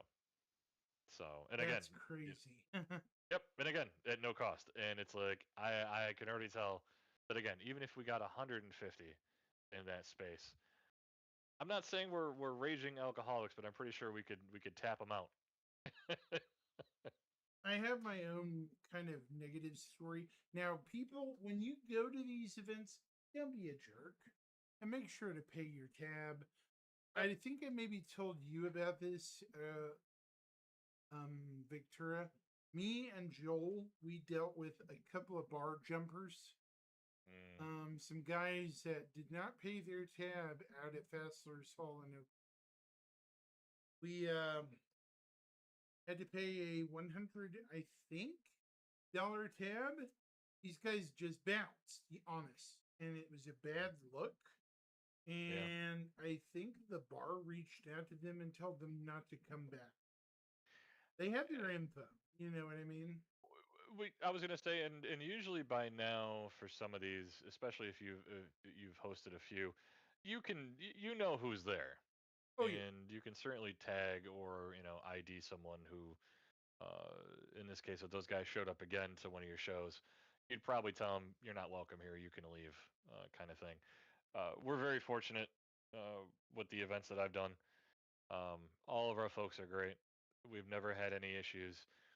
The only issues I've ever truly encountered were the venue in question had said that they would be open and that their kitchen would be available because, again, just as an aside, when you're planning these, if there's any aspiring bar citizen coordinators in the chat, when you've identified your venue, it's very important to ensure they have not only drink options as well as non-alcoholic options for those to enjoy, because someone might not be But 21. food options that are open for But people. but yes, food options with hopefully a wide selection, because you might have vegetarians and you might have other folks that they have food allergies or food sensitivities. Um, we're very fortunate where we have done our shows that that is certainly an option, except for the one time where the venue, the kitchen wasn't open, and I had to get a one-time agreement from them that I would just order and have pizzas delivered to the venue. And again, just cheese and pepperoni. It was something, um, just to make sure that if people were going to have a drink, that there was at least food there to help soak up a At little least bit. you Because tried, right? yeah, I mean,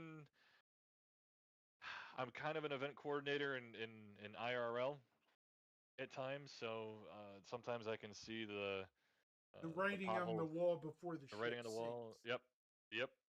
And Yeah.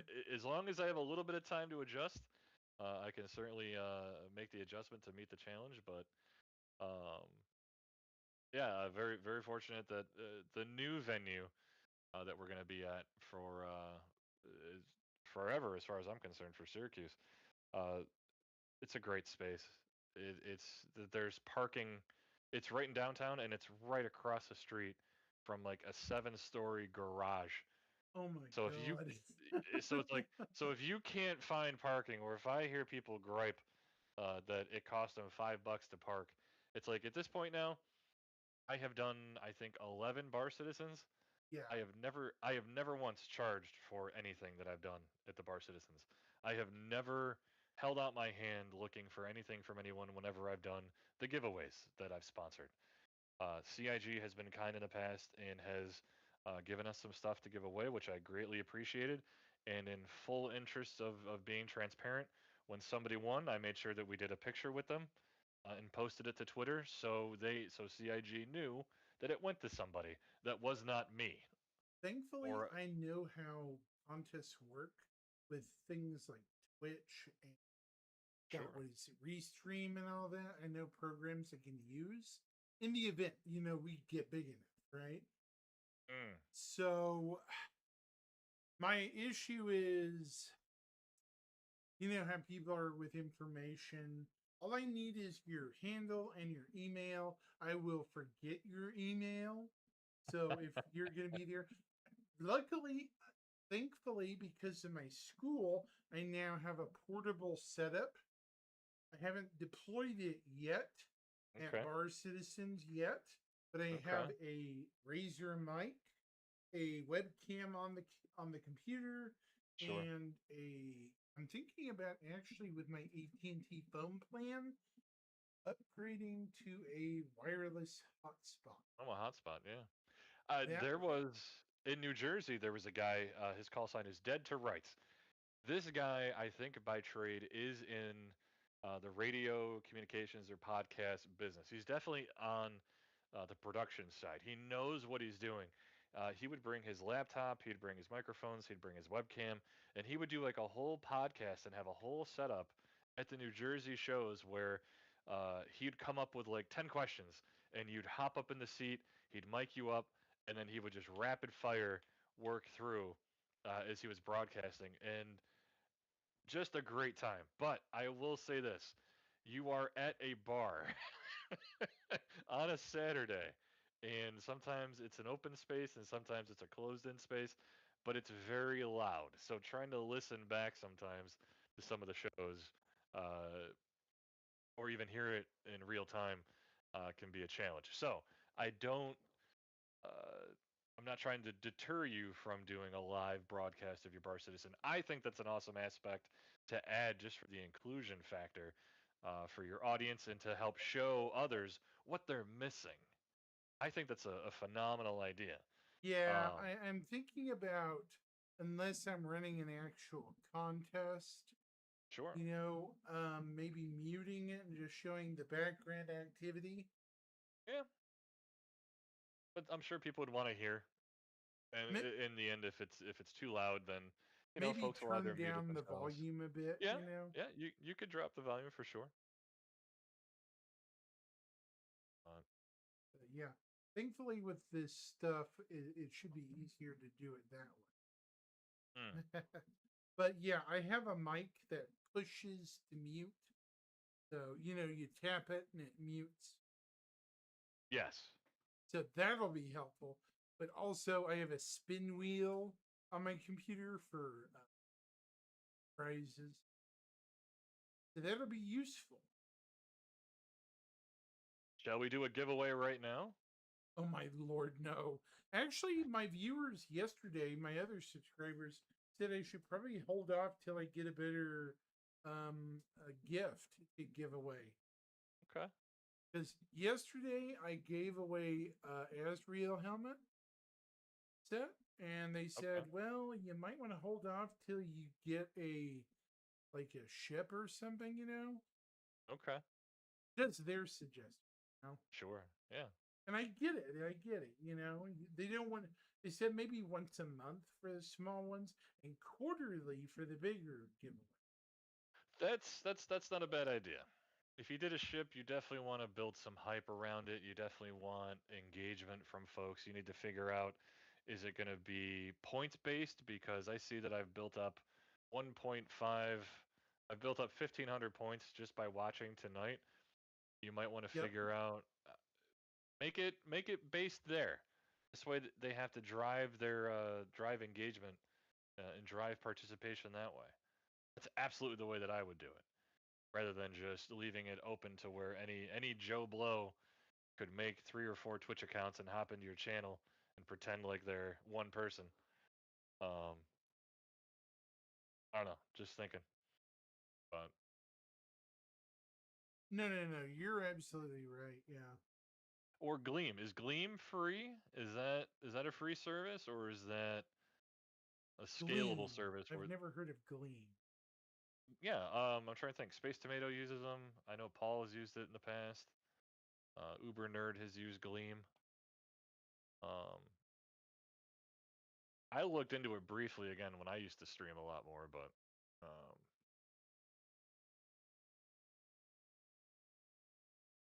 I have Gleam.com, Restream and Stream Elements. sure. I pay for both, and I'll check. Yeah. I think once you see it, I think you'll immediately know what I'm talking about.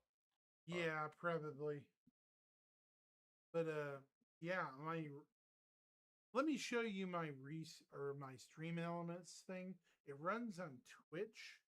Oh, nice. So I might have my guests run on Twitch just to run it, Yeah. That way it's more secure, Yeah.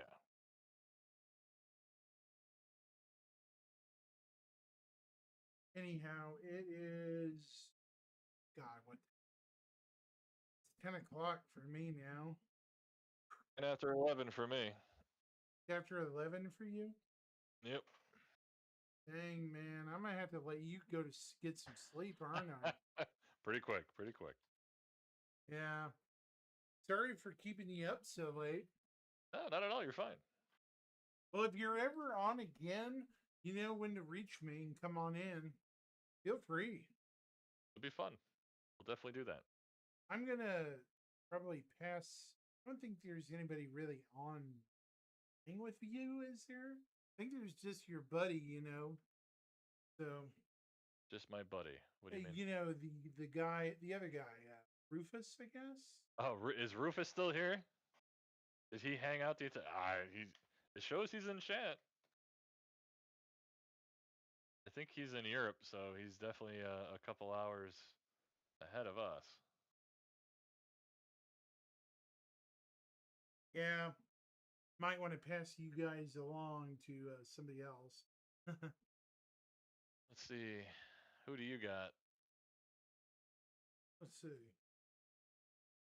I don't see anybody on my list that's playing SC right now, but that's fine. But I'll leave it to you. It's your show. So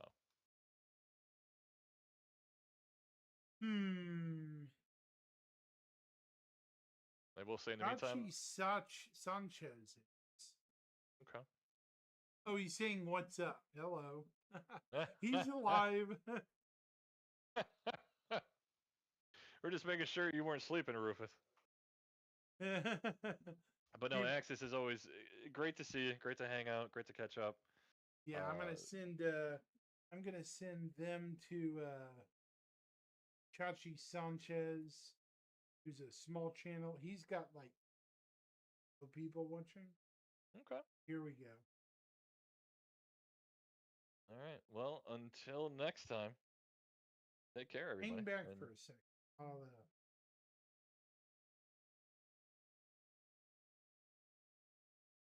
uh... 07, everybody.